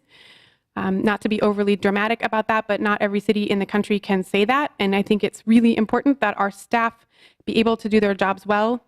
I personally feel very uncomfortable setting any kind of date that says we're going to close this down by this date. And I think, again, like any other date that we choose, that needs to be mutually agreed upon. And so I feel uncomfortable with the idea that we would say by spring or by fall or some certain date that we would be shutting down the temporary navigation center. And I know that there is disagreement on the specifics of a site, but I just want to make sure that we also keep in mind the overall agreement that we have, that we're committing to move forward with this. We're going to need to consider city funding for this, and I'm hearing a lot of support for those underlying things moving forward.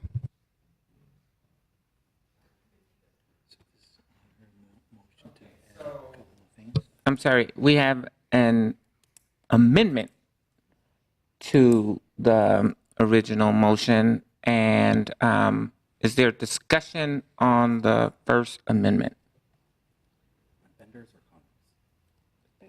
Bender's amendment.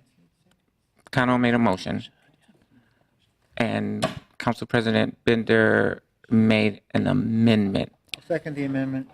And Madam Chair, just to clarify, I think this would be just the first amendment, which would be that language change to item 1A. Which is the mutually agreed upon date by partners? By funding partners.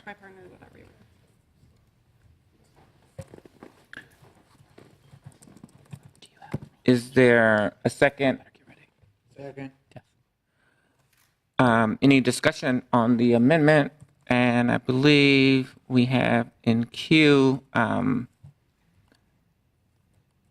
Councilmember Cano. Thank you, Madam Chair. I do accept the friendly amendment. I think that's fine.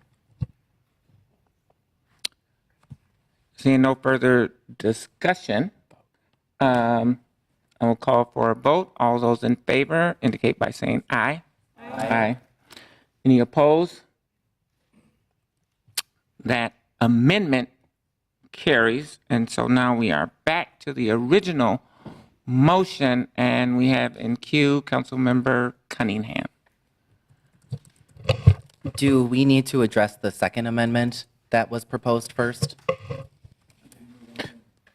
Madam Chair, my understanding is that there is a second proposal pending. If there was a second to that, then we could proceed to consider the site location, which I heard the council president mention as a potential further point of discussion and clarifying the original motion. I understood that it wasn't stated in the form of a motion or. Madam Vice President, I am happy with under your discretion to either make that second motion now, or if you prefer to have discussion on the general underlying motion, I'm fine with either of those, but I do intend to move the address change. Madam Chair. I think in fairness, we should discuss the original motion. My advice to you is going to be to perfect the original underlying motion before substituting which of the two locations was done, so that the rest of the proceeding or the rest of the directive was in a final form that the body could work with. So with the permission of the body, I would like us to discuss this initial motion. And we have in queue Councilmember Cunningham. Thank you, Madam Vice President.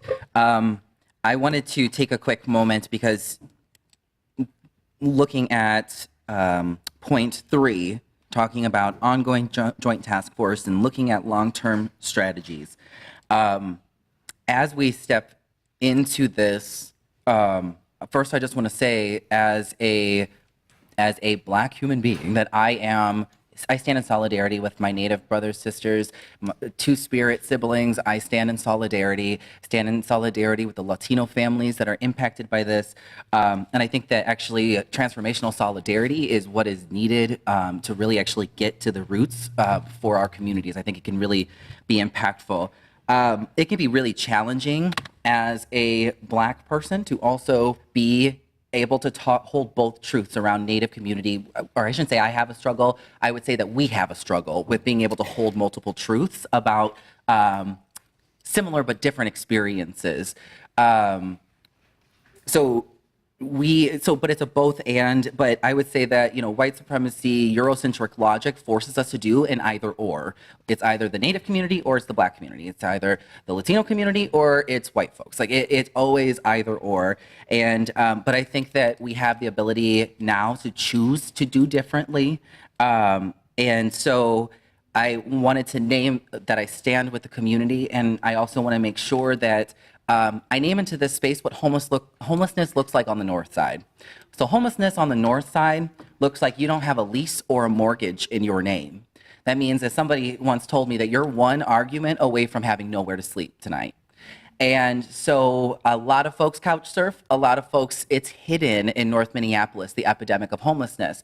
But it's also sort of not, because when you look at downtown, most of the Black folks who are downtown are from North Minneapolis. When you go to YouthLink, over 50% of their kids have identified with only 2 Northside zip codes, 55412, which is in my ward, and 55411, which is in Councilmember Ellison's. And that's just the young folks who have identified which zip code they're from. There could be more young folks from North Minneapolis as well.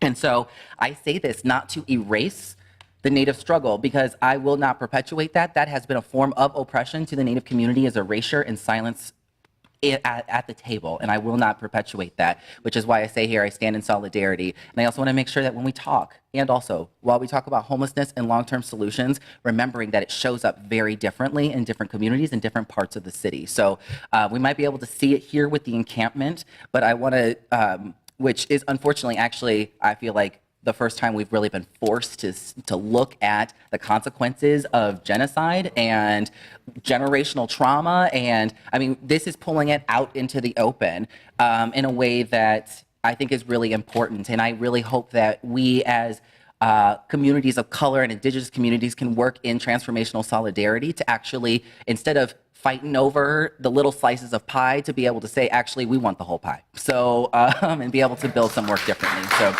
just wanted to name that. Thank you, folks. And I also wanted to throw out there about the 1 to 2 months. So if we end up having like 1 to 2 months, even potentially longer for this site to be developed, I was wondering if there is the possibility for us to use perhaps like the convention center as like a temporary space. If it's cold outside, I was just kind of curious about the potential of something like a temporary location, so that if it's like until early December before we actually are able to, let's say, get all of the trailers on the location, to be able to stay in a facility that already has showers and keeps folks warm and there's lots of space. So I don't know if there's any answers to that, but just throwing that out there as a potential. And that's what I got. Thank you. Yes, Mr. Frank, if you can address that. Sure. Madam Chair, Councilmember Cunningham, only to say we have been proceeding 100% on the basis that we will identify a site and construct an interim navigation center on that site, and that we will do it as fast as possible. We have not invested any thinking really into the idea that it would take long enough that we should have an interim. Sure. Yeah. So no, we have not. Okay, great. Councilmember Fletcher. Thank you, Madam Chair. This is such an important thing for us to be doing, and I think one of the things that we've heard is that it is going to take some real resources, and that is going to take some real courage for this council, and I think that courage is there, and I'm excited about that. I think that that's something that we all need to do, and that everybody needs to hear. We're making commitments that are unprecedented, and that I think are going to signify some significant changes. I also think we have to be realistic about the limits of that, and we have to be thinking about being honest with each other about what we're able to do and where those constraints come in. If we're talking about just finding $2.5 million, that's not an easy thing to do. We're going to do it, right? We have to figure it out. When we talk about permanently housing 150 people, the cost of creating new housing is going up and up and up. If we're really lucky, we could do it for $100,000 a unit, and that means we're talking about $15 million for those 150 people. And so then recognizing that this is not the only place that homelessness is happening, right? Housing this 150 people does not solve the problem.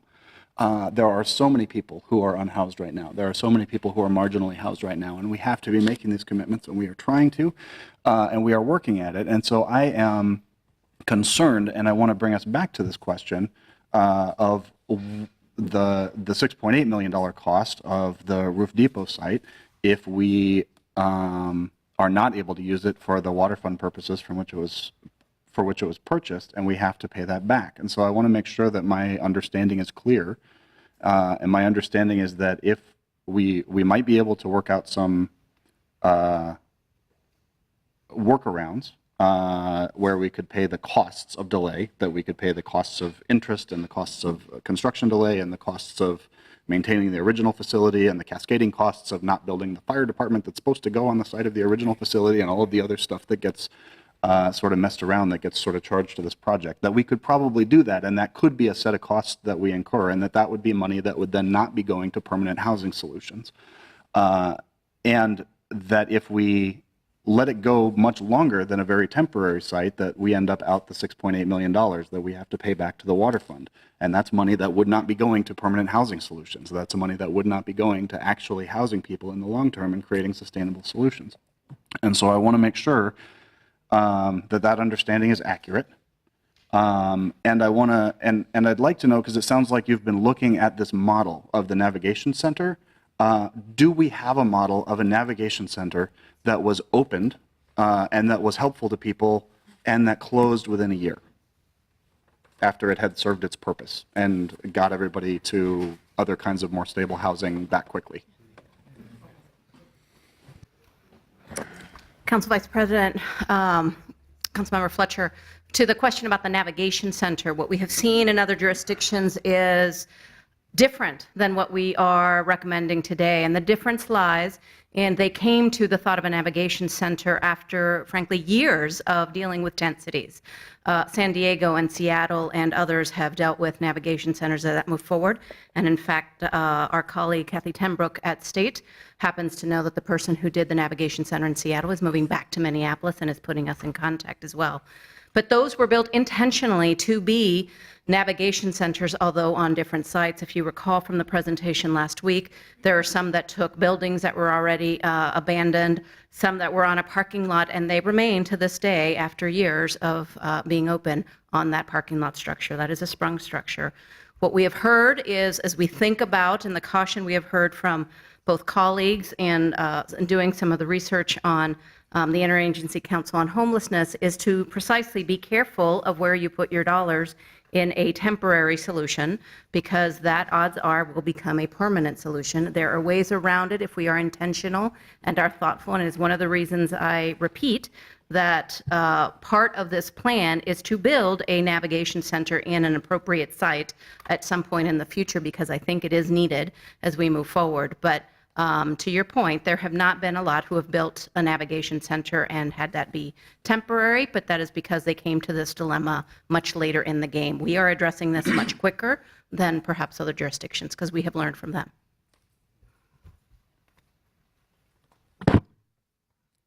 Council President Bender. Thank you, Madam Chair. I just want to make a general comment that I feel pretty nervous about the quality of shelter that we're providing here, and I didn't get a chance to say that earlier, and I'm glad that we are working as fast as we can and committing to doing what we can, but I just want to say that because it's 54 beds in a pretty small space, and it looks like there's basically just enough room for the beds and not a lot of common area. And I just want to continue to hear back from our staff and all of our partners about all the things that we're going to need to have in place to really make this a livable place for people to be. And I really appreciate the part of the staff direction that Councilmember Cano brought that makes sure that staff is coming back to our housing committee next week with more details, and we're going to need to keep hearing these details to make sure that we are setting up something that is dignified and is the kind of quality of shelter that we would expect any of our relatives to be in. I did want to make my motion to change the location of the site to 2600 Minnehaha Avenue. As I do that, Councilmember Cano knows I was planning to do that, and I've talked with her a lot about this. I do want to lift up something that I think I'm paraphrasing, something that Councilmember Cano has been saying, which is we decide what is possible. And I appreciate so much her leadership in pushing us to think beyond how we usually think, and we are going to need creative solutions to really solve all of these problems before us and issues that we've been talking about. For the reasons I said earlier, I just feel like we are setting ourselves up for a lot of conflict and frustration in 6 months or 9 months or in 1 year if we go forward with the Roof Depot site where we have a really needed city facility. And so that's why I support this site. If the other one is chosen, if Roof Depot is chosen, I think we'll work together to try to make that work. But my support today is for the 2600 Minnehaha site.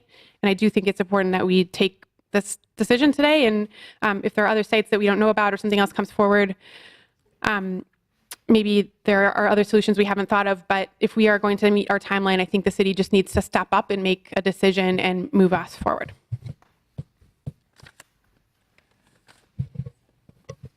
So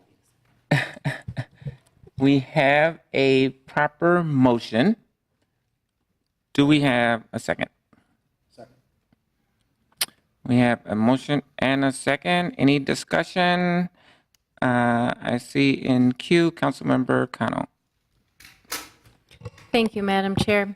So I just want to say that I've appreciated so much working with my colleagues on this issue.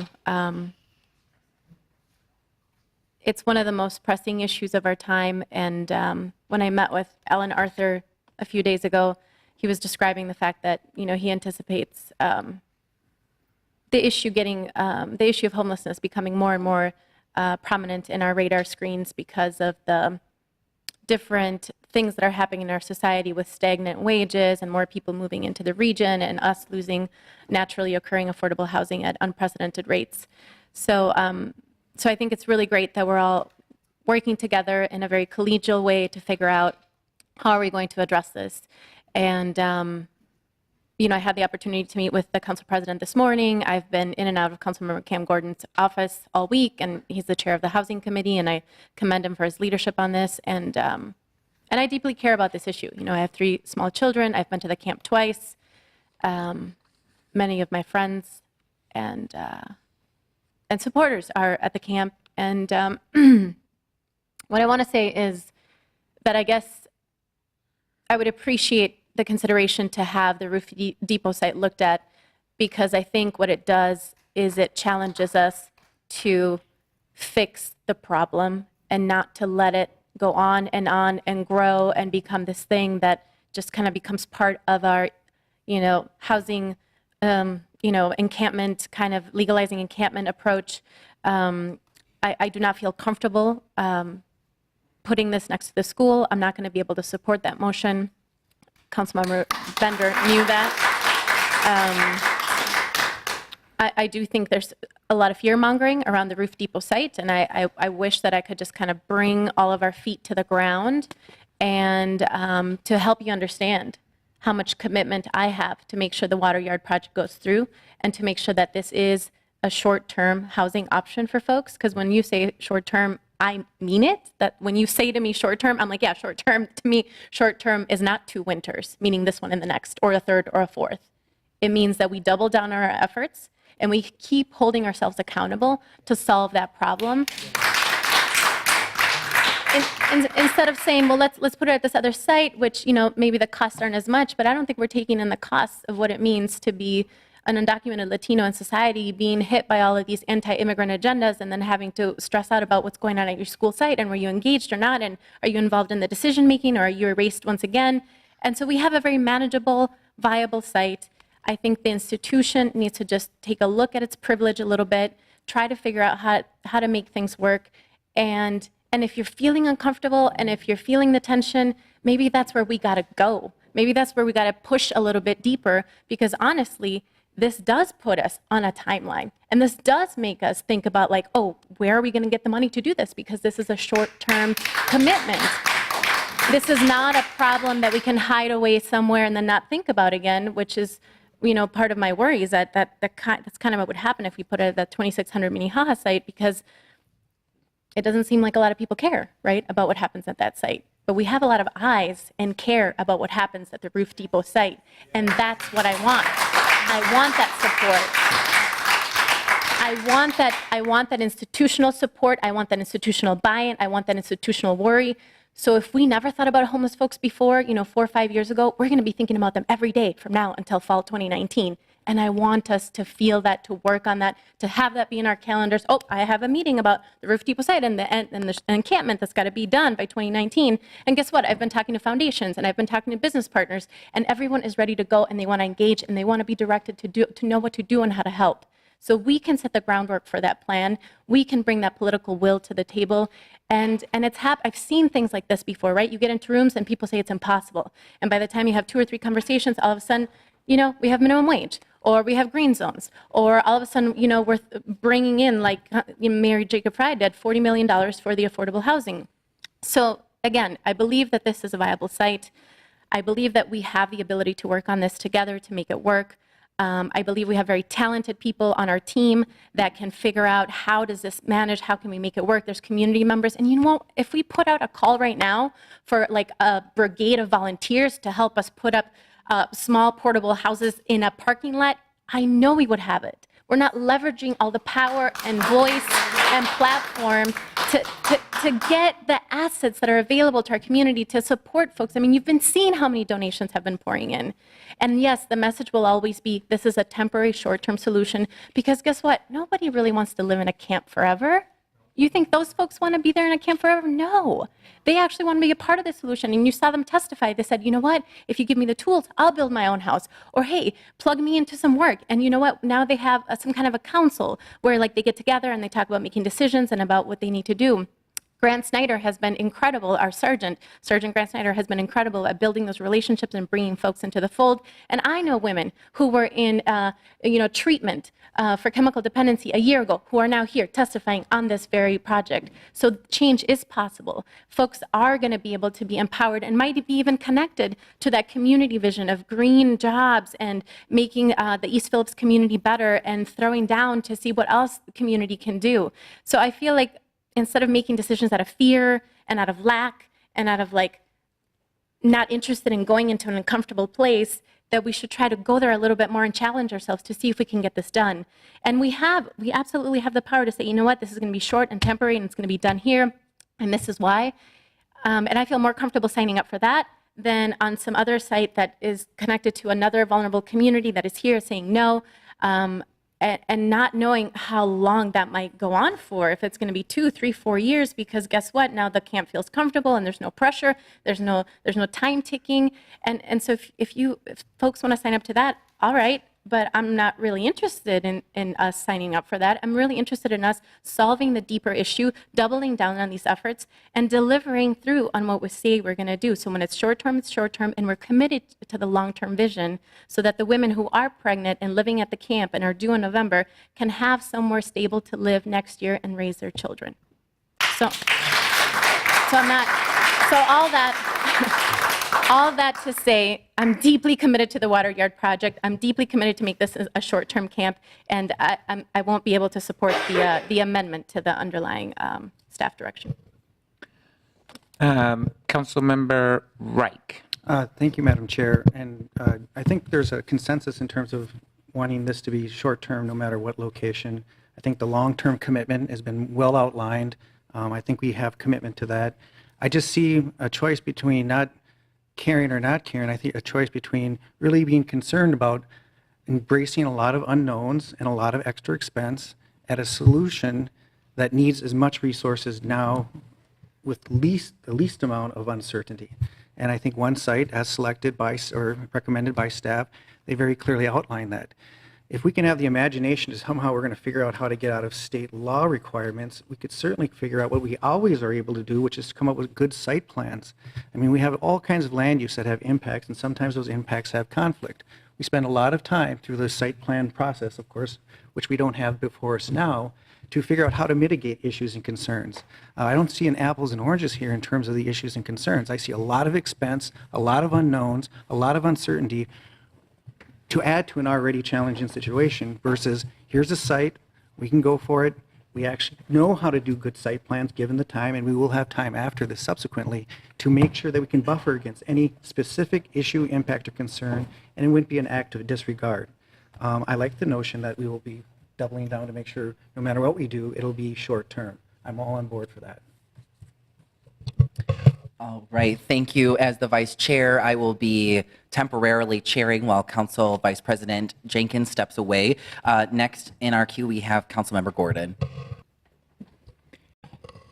Well, thank you. And I spoke earlier about how I would do my best to support any site that we landed on in consensus. I guess I was hoping we could think a little bit more about how we could build in the reassurances that could potentially make the Roof Depot site work if we set an end date on it or not. I'm not sure if we got there. And I haven't been able necessarily to think of anything either. I would like to see them break ground when they want to break ground, and it's unclear to me that they couldn't break ground while the encampment is not the encampment. It's not the encampment. Well, the navigation center was there. So I guess it's tough for me to make this change. It occurred to me, well, maybe we could try to talk more today and move it forward without recommendation. I don't know that I necessarily want to go there, but obviously there's lots of concerns in the community. If 2600 is the site, it may be that there are other mitigations that we need to come forward on, and there's other expectations, and you may see me back here and hopefully supporting me to say, we actually need, off-duty police officers. We need walkthroughs regularly from city staff, not just who are, I don't know what it is.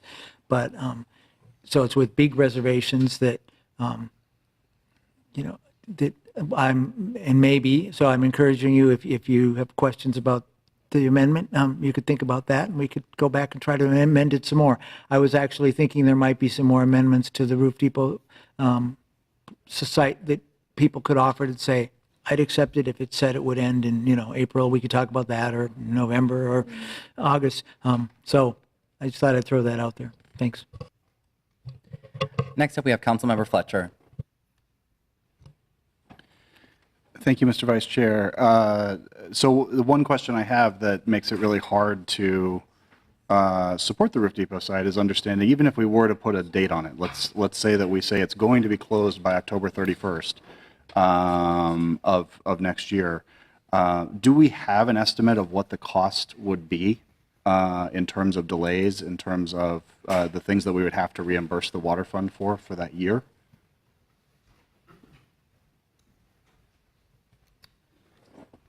Mr. Chair, Councilmember Fletcher, I bet part of this is for Mark.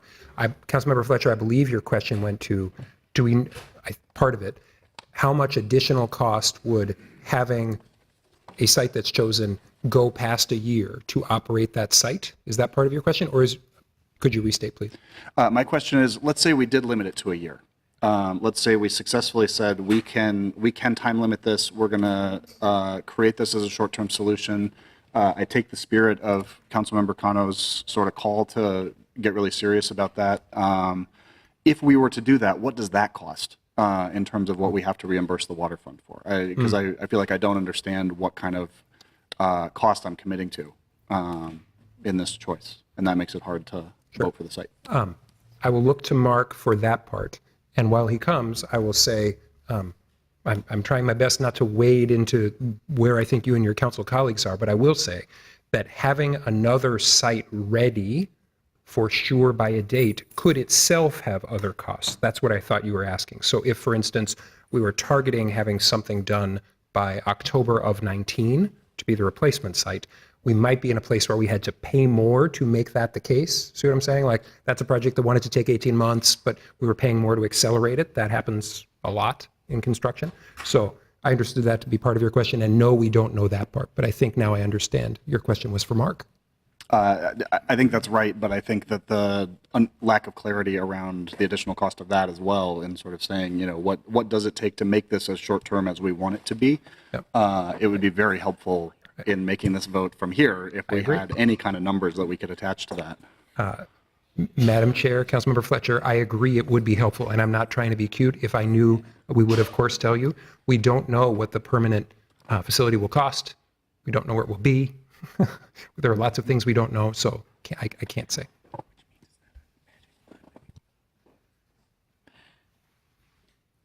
Council Vice President Jenkins, Councilmember Fletcher. Yes, the dilemma we're in, and I just want to reiterate for everybody, we as staff work for you as a council, and so if you tell us to spend money here, we will spend money there. You are also, I think, asking us for an opinion on what these costs are, and I still stick with my original recommendation, which is we can quantify what the interest costs are. We can't quantify what the opportunity costs are. Okay, and the opportunity costs mean, I'll just paint a scenario, which is we are all well-intentioned about solving the problem. Okay, and we create even potentially some new housing for people who are dealing with homelessness, and we are successful in that. As was mentioned earlier, if we are good at that model, then we would want to repeat that model. And so where would be the most logical temporary solution? It would be on the Roof Depot site, and then we would produce more housing to deal with that model. And that would be a very good effort to attack a very difficult problem.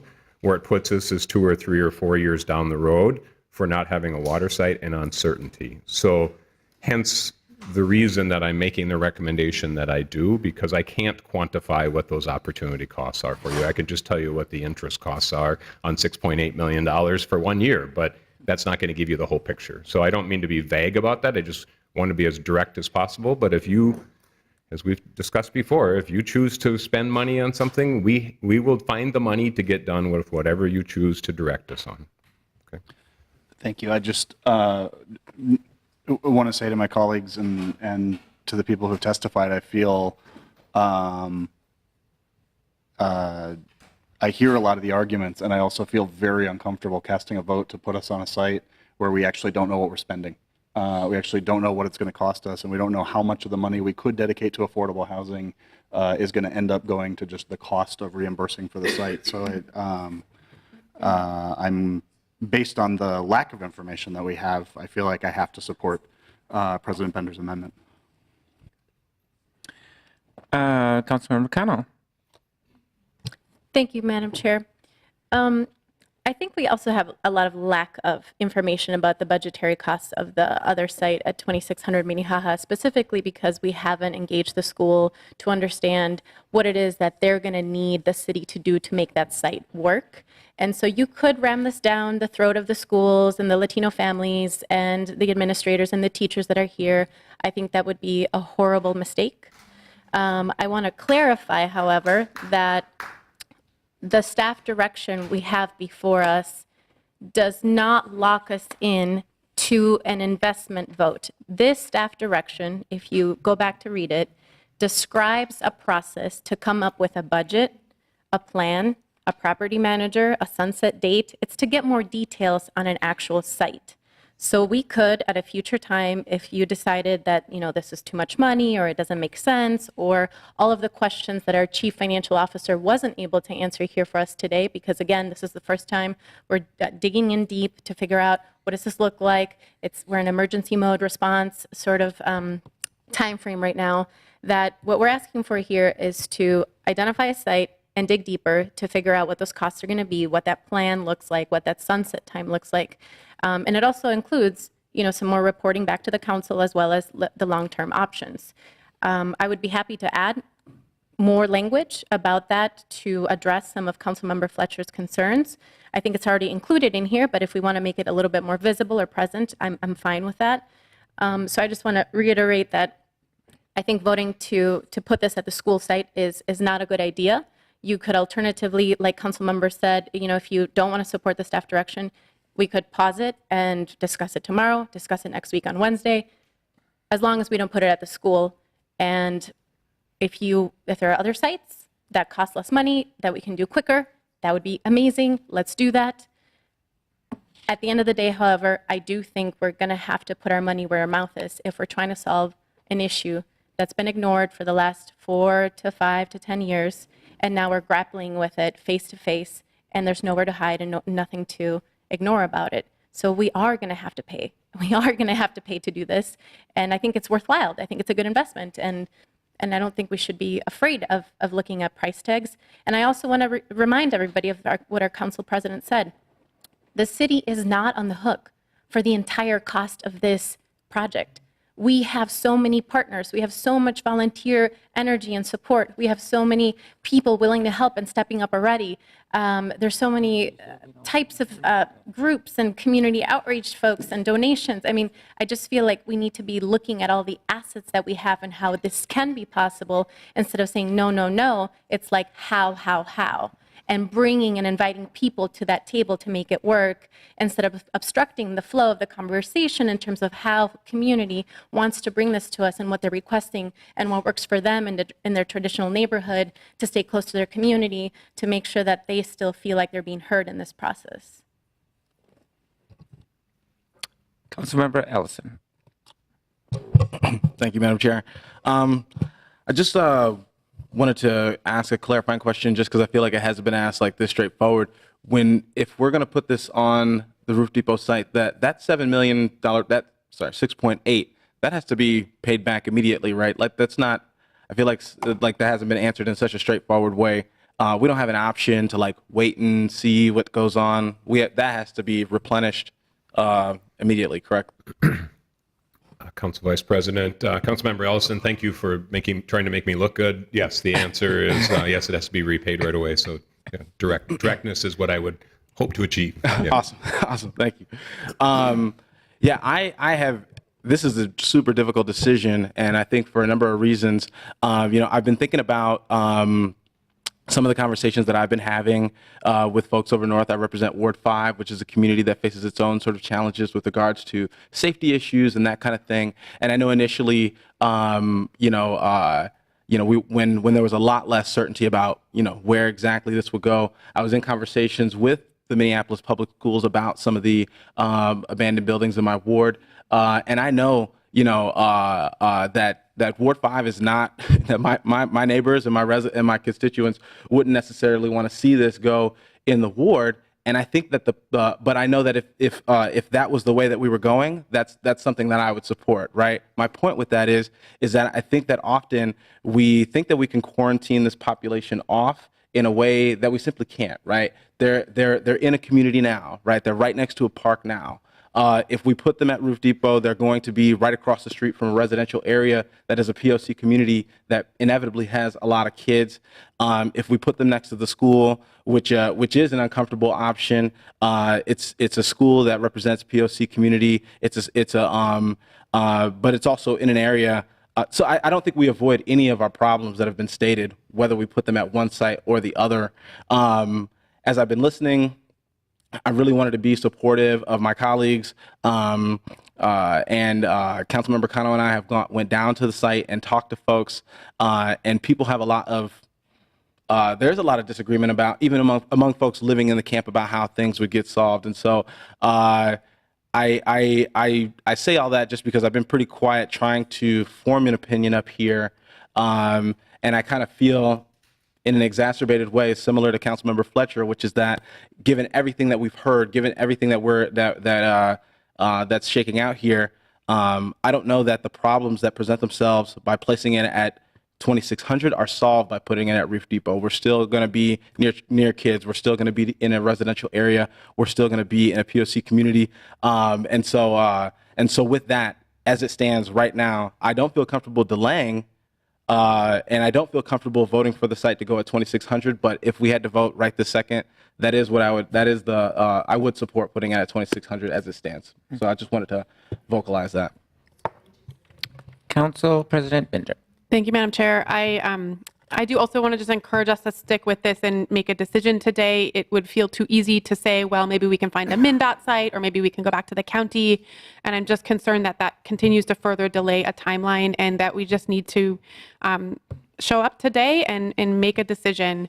And thank the chair for setting a tone of respectful disagreement, and that's okay.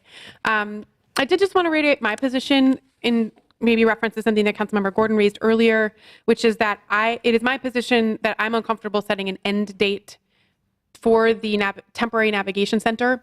That would be a date in which we would clear out the temporary navigation center. That's just my personal opinion. I feel really uncomfortable with that, given the uncertainty of the fact that we do not have commitment to permanent housing for folks, and that is very challenging. And when you talk to people who operate our shelters, who work to house folks who are experiencing homelessness, that is a very large undertaking, and I'm not sure we should assume that we will be complete 6 months from now, 9 months from now, 1 year from now, or any specific date in the future, and that with the little information that we have about services and resources and housing, that my position is a discomfort with setting a specific end date. Councilmember Gordon. So I think Councilmember Ellison clarified, and it sounded like as soon as we put a trailer down, we would immediately have to spend $6.8 million and put it in the water fund. So maybe, Mr. Ruff, you could help me understand who says we have to do that? Who says so? Council Vice President, Councilmember Gordon. At the end of the day, you as a council make these decisions. So that's based on city policy that we've set. Council Vice President, Councilmember Gordon, every decision you make carries elements of risk, right? No, I understand that. Right. But our city policy that we created said so I don't understand why we wouldn't have to replenish the fund now. We haven't done the waterworks yet when we bought the land. So the fund spent the money on there. We're still going to build the waterworks later. Council Vice President, Councilmember Gordon, you are asking me a legal question, I think, of which we would need the city attorney to weigh in on a legal question, which is what are we bound by? As I mentioned earlier, it is not just council policy, it is also state law, and it is also contracts. So I think that you as a council can choose to be informed by a city attorney opinion in addition to my recommendation, which has more to do with financial risk. I like that. I like that idea a lot. And I think just to get some clarity, because the argument resonates with me, but I want it to be clear, and I want to be able to explain to people why this decision was made by the council. So maybe we could ask the city attorney, Madam Chair, to weigh in on this. Mr. City Attorney. Nielsen. Madam Chair, Councilmember Gordon, the city attorney's office has not been consulted on this yet, and it's certainly something we could look at and hopefully get an answer to you as soon as possible. I am sure the answer is that the money has to be repaid, but the question would be, does it have to be repaid in full immediately, or could there be some sort of scenario where it's potentially paid in what would be sort of rent, and ultimately if there was a use that was deemed temporary that became permanent, then the full balance would be due. But it's something we could look at, as the CFO has said. It's based on council policy, state law, and contractual arrangements with other jurisdictions that access that enterprise fund. Thank you, Mr. Nielsen. Next in queue is Councilmember Cunningham. Thank you, Madam Vice President. With all due respect to my colleagues who are in the queue behind me, I think we've had a really robust conversation thus far. And so I would like to call to question the Council President Bender's amendment. And is it possible for the clerk to do a roll call vote? How do I request that? You just did. Madam Chair. Nailed it. Madam Chair. So we now have, I'm sorry, Mr. Clerk. A request to call the question is a motion. It requires a second, must pass by a 2/3 vote. If that passes, then we could move to a roll call on the underlying amendment. We have a motion that has been properly seconded to call the question. All those in favor and indicate by saying aye, and the chair and the clerk will use a roll call. For calling the question. Councilmember Cano. So just to clarify, this is to take a vote on the Councilmember Bender's amendment, correct? No. No. Madam President, Madam Chair, the motion that we're voting on right now that needs the 2/3 vote is whether to stop all discussion and then move to a vote on the amendment. So right now, it's just whether we stop talking or continue. So this is just whether we stop further debate. Okay, I do not want to stop debate, so no. Cunningham. Yes. Ellison.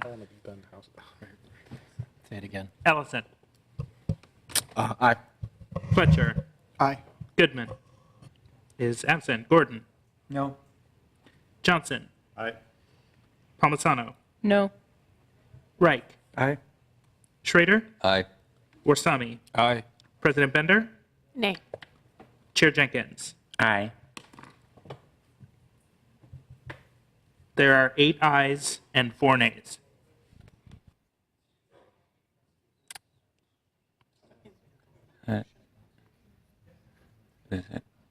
Does it pass? You said it requires 2/3. Yeah. The motion passes. The teachers are judging us. So, colleagues, before us, we have a motion of a staff direction that was submitted by Councilmember Cano, amended by Council President Bender, to change the address of Councilmember Cano's staff direction from 1860 28th Street and 2717 Longfellow Avenue to 2600 Minnehaha. Hiawatha? Is it Minnehaha or Hiawatha? Minnehaha, yes.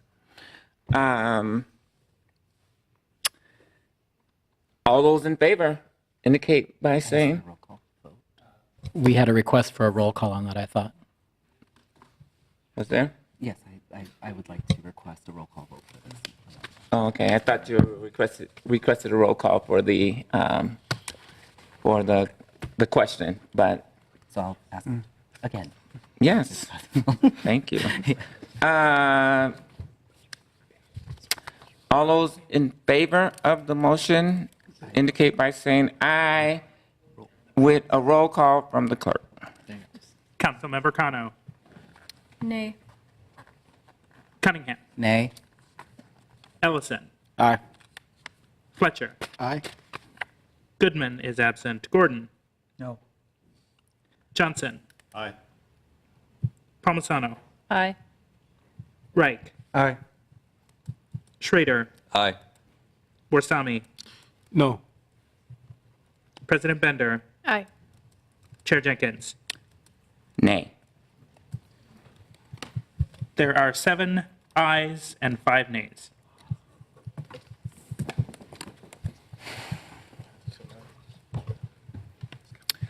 That motion carries. And so we have a staff direction to do all the things that Councilmember Cano proposed, but in relation to the 2,600 now I forgot the address. Minnehaha, it says Minnehaha, but it's Hiawatha. And so that will be the direction going forward. I do want to state that We have to vote on the motion. We did vote on the amendment, now we have to vote on the whole. The whole thing. We have to vote on the under. They're putting it at the school. That's what they just voted for. Madam. That's what we just voted for. So that's safe. You can sleep at night knowing that our kids are going to be catching syringes. What if they were your kids? Okay, that's great. You guys care about it. Madam Chair. That building, I see it every day, the trickle effect to us. We're going to put it right on us. Thank you. And kids are going to contract. And we kicked the kids, we went to the field day at Phillips Park. I'm sorry to interrupt you, I swear to God, I'm trying to. This is not right. But, wait. I want to just clarify, and I'm so sorry, but we went field day to Phillips Park, and it was full of syringes and needles. The groundsmen were saying the same thing I'm saying. We have no control, and you guys don't have any control. I'm afraid for the kids. My kid goes there. Your kids can go there, and we are going to have to This all is wear gloves. This is really bad decision, because you're, as much security that you have, you can't see everything. You've got to be there. Your kids, they're going to touch. They're going to touch. They're not like you. We have special You needs. know, you see a syringe, you touch it. Our kids touch it. We had to remove them from the park. You Yes, know, maybe we had the cancels. We're nice out. school. So I'm not sure how we are demonizing this camp. But you're not demonizing the camp. We feel compassion, but I'm saying to you, those kids are part of that community, and we want to grab them out of that community so you guys can perfect the existing camp right now and help them move along, and get better lives. It's like, but you're putting them right in front of our kids again. The residents at the camp, however, have already expressed to all of you that they do not want to move to 20. They're not going to move there, just so you know. You're wasting all your money. You're wasting all your time. They're not going to move there. I'll tell you that right now. They won't. You're not listening. That's what's going to have to happen. Because they will not move there.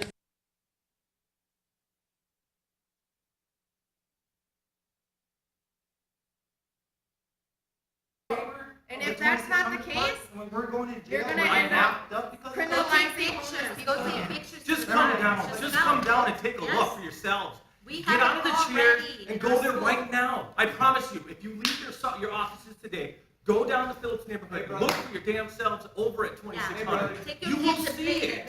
Hey, brother, you're indigenous just like us. That's what I'm saying. That's what I'm saying. But it's not us versus them. It's just like you guys are not having a discussion with the people. You guys are sitting at the About table money. and you guys are just trading dollars. This guy talking dollars and we're sitting here trying to figure it all out. Just fork over the money. You know it. Just help our community get better, okay? Because that's what we're trying to do for our kids. So kids don't matter to you that much. It's nothing on your face. It's not a moment. We're not having passionate moments here. We have And you're ignoring us. We're talking to you directly. concluded our business for the day. I understand. Is there another item? Madam Chair, we amended the motion. We need to vote on the actual staff directive. Oh, Thanks a lot, guys. I wish you come down to our neighborhood. God, you screwed us. You screwed our kids, man. wow. Shit. Guys, think a little bit more. You guys are college educated. God damn it. Come on. Madam So Chair, we still need to vote on the the amended staff directive. amended staff direction? The staff directive was amended, and now we need to vote on that staff directive. Got it. So any discussion? Councilmember Gordon. So I did want to comment on the final staff direction, and actually I'm prepared to support the site of the location, even though I voted against the amendment. And I think I would have preferred us exploring the other site a little bit longer, and we might even find out that the costs of doing the navigation center there for a few months aren't as high as we thought. I think we heard the paying back the $6.8 million isn't necessarily something that we're going to find out, and I'm hoping the attorney will still dig into that a little bit, and I'm not going to necessarily wave that around too much because I realize that there's other repercussions and reasons why people are supporting the Roof Depot site. And I'll vote to support this overlying motion at this point right now because I wanted just to demonstrate to you all and everybody, I guess, how critically important it is. I think that we get an alternative to the encampment and we help move forward with that. So, and then I hope you realize that there's an enormous amount of work in front of me, helping to make sure that this works with as least damage as possible. And I also think in front of us, making sure it works for the residents of the camp. Because we need to get their buy-in and their willingness to go there. So we need to put a place that they're willing to come to, at least some of them who want to seek help. And then obviously, I'll be talking to the schools and others in the community in my neighborhood and seeing what we can do to make sure that this works in a good way. And I know that some of you said you don't really like an end time on it, but I want to be able to reassure folks that this isn't going to be a permanent thing necessarily right there. So I expect there to be you to help us figure out how we're going to find more stable transitional, but more stable housing for all those folks who go through this center. And this isn't necessarily going to be the location of any kind of permanent navigation center. This is a short-term thing. Correct? Nod your heads. Agree with me? Okay, thanks. Councilmember Ellison. Thank you, Madam Chair. Just wanted to say that I think that the point about buy-in is well taken, both from the community members who are just here and from Councilmember Gordon.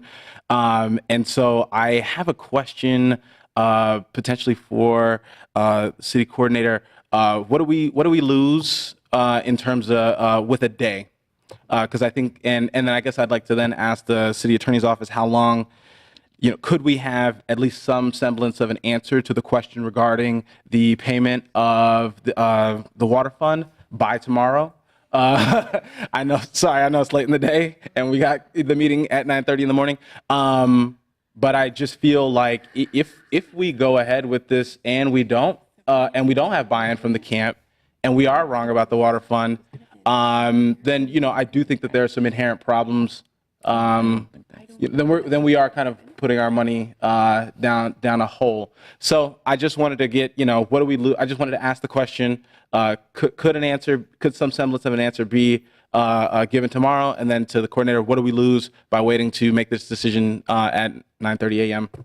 And yeah. So I guess I'll ask those two things, answer in whichever order. Chair Jenkins, Councilmember Ellison, no matter what happens with the vote today, it still needs to go to Council Committee tomorrow. Right. And so we'll still be waiting until that is finalized. What I will say is time is of the essence. figuring out a solution and a decision to move forward. We'll get staff to move forward as quickly as we can. We know that we're waiting until tomorrow anyway, but making these hard choices, and I don't envy policymakers as you think about the choices ahead of you, but making them is important for us to be able to move forward and find solutions that we can then engage community with, that we can engage our our partners with, and our stakeholders, and move forward. So we know that we will be here tomorrow with you. Council President Bender. Thank you, Madam Chair. I know- The city attorney had my second question. Oh, I'm sorry. Yeah. Madam Chair, Councilmember Ellison. So among the many other considerations that you have discussed today, we can at least say that there is no disagreement that if the roof depot site is chosen, that the water fund has to be made whole or repaid. My thought and the question that we could look at is whether that could be, whether there's some way that could be done sort of in installments, or whether it needs to be repaid in full immediately. The answer very well may be that it needs to be made whole immediately. It's something we can look at. I can't guarantee an answer by 9:30 tomorrow morning, but we'll look at it. Yeah, certainly. Okay, cool. I feel like an answer to that question would potentially have an impact on my vote for tomorrow. I may have, yeah. Okay, I'll leave it at that. Second. Did you still want to? I know we all need to go. I just want to state that our final vote is tomorrow. I did want to say, if you believe that this will be done in a year, then we would move $7 million into the water fund and then move it back out in a year. And that probably will take some financial shuffling and may mean there are things we're not doing within that year period, but that's the time frame we're talking about if you believe that this would be ended within 1 year. And then finally, I just want to say that the most important part of this staff direction for me is the part where staff is coming back with a specific recommendation and a budget that we will approve, because as of now, there is zero money approved for anything beyond a commitment of a site, which is an important step. But I want to make sure that we keep our eye on that bigger piece, which is making sure that we have the information we need to approve a budget. All righty. So we have a motion in front of us of a staff direction. So all those in favor indicate by saying aye. Aye. Any opposed? Nay. That motion carries. And we have completed the business of our agenda. This meeting is adjourned. So now I can move to reconsider tomorrow because I voted yes.